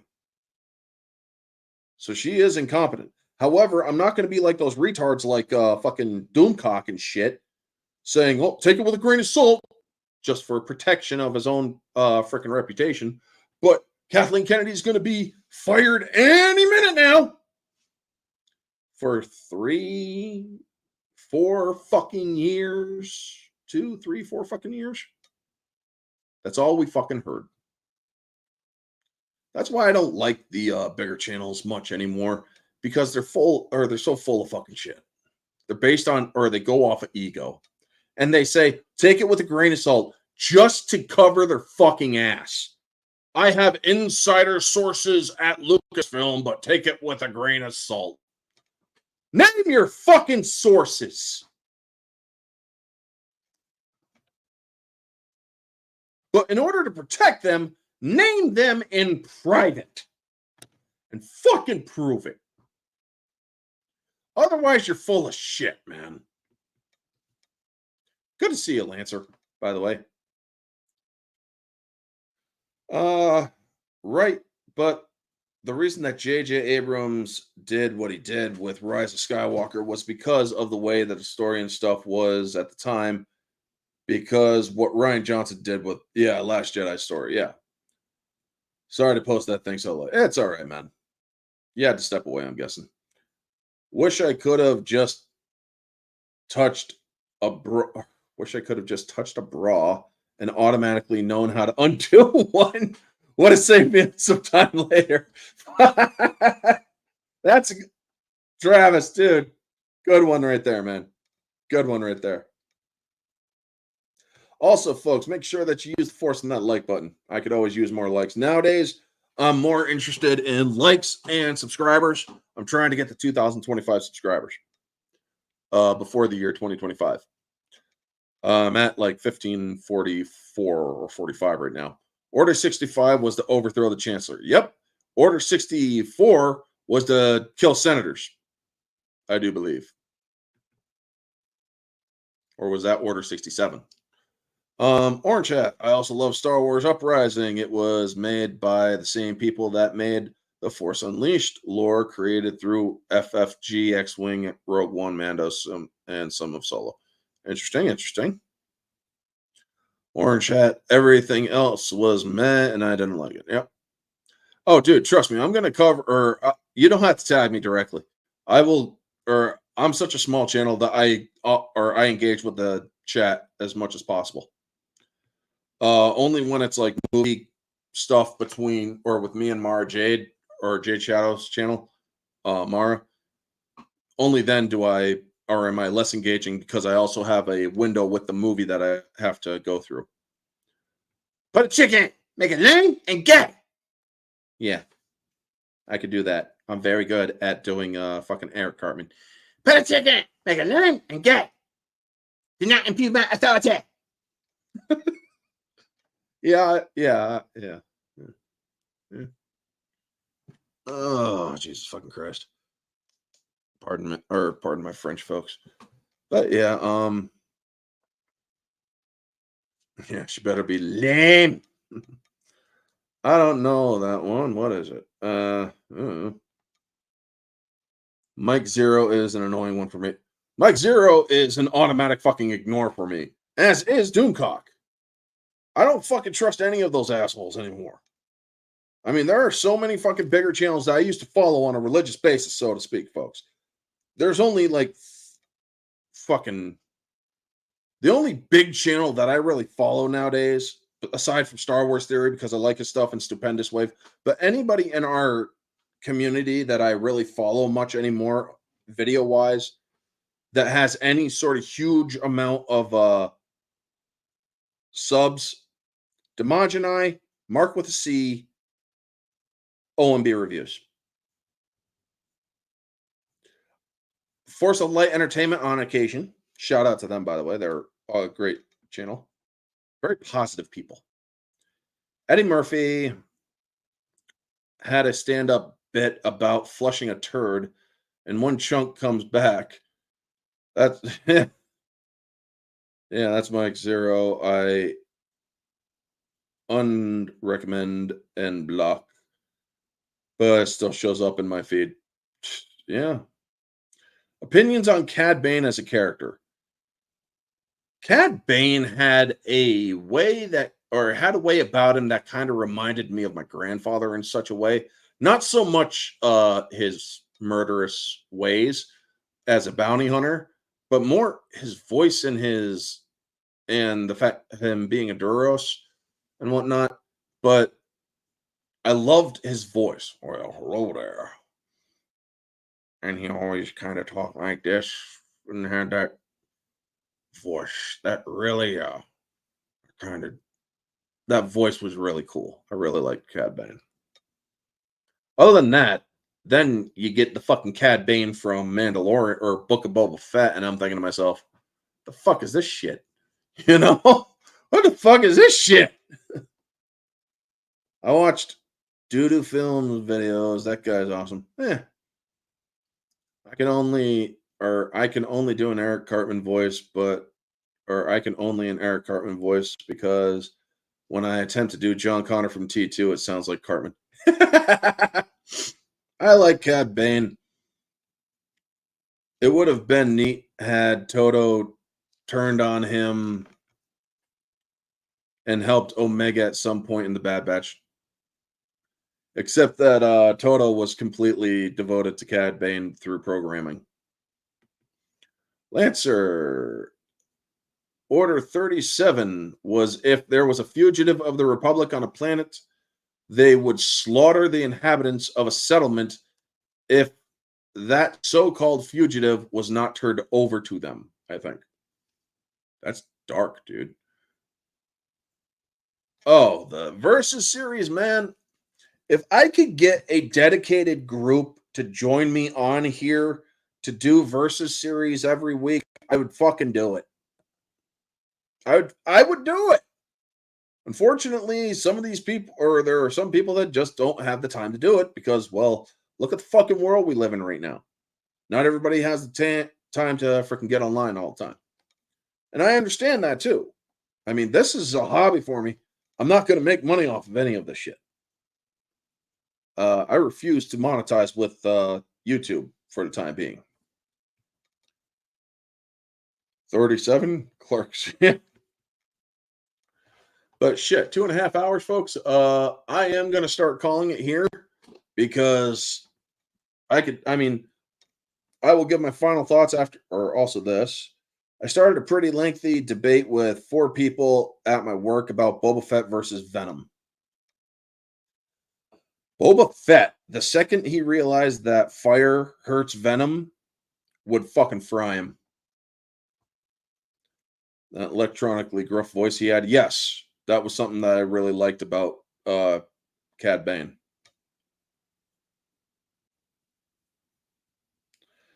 Now, folks, I am going to start wrapping it up here. I do want to thank everybody in the chat: Travis Mitchell, David Kotler, Jet Sparks, Neozoic, everybody in the freaking chat. You got Tony Montana. You guys all freaking rock, man. Plus those who were on X watching, super fun.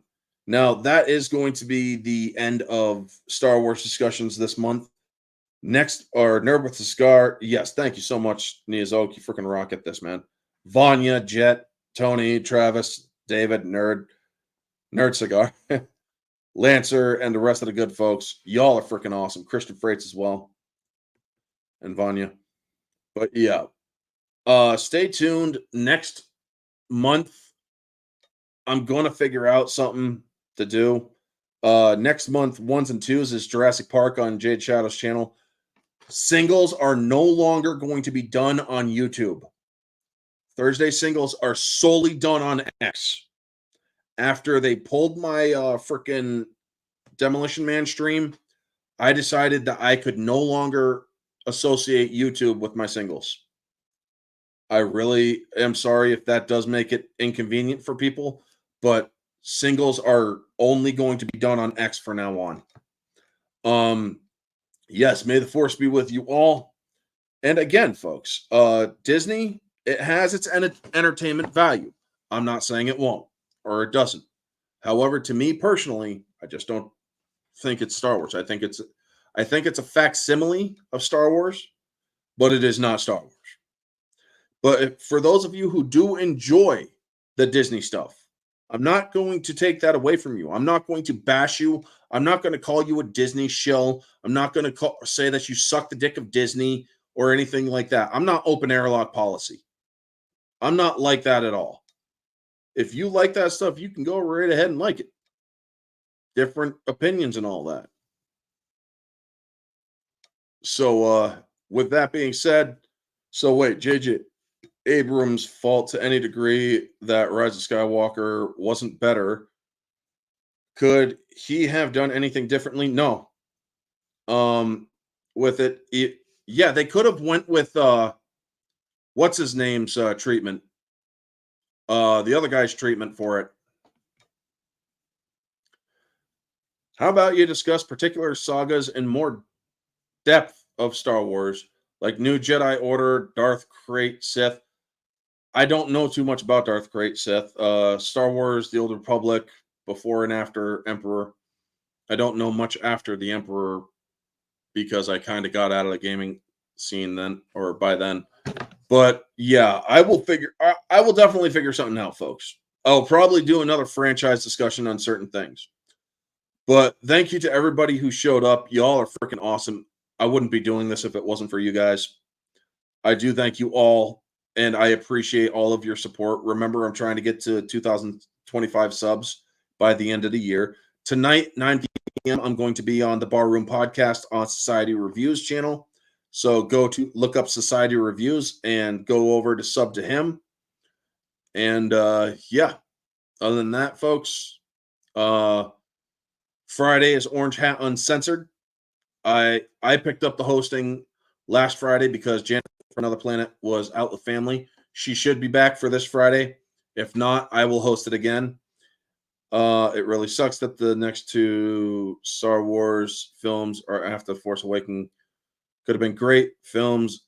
Everyone really admired it. Hadn't been for Rian Johnson in his direction, yeah. And therefore messing up everything. Yeah. Anyway, folks, that's gonna be it. Thank you to everybody who showed up. And always remember, stay humble. Because that's the most important part of life. Keeping your humility. And may the force be with you.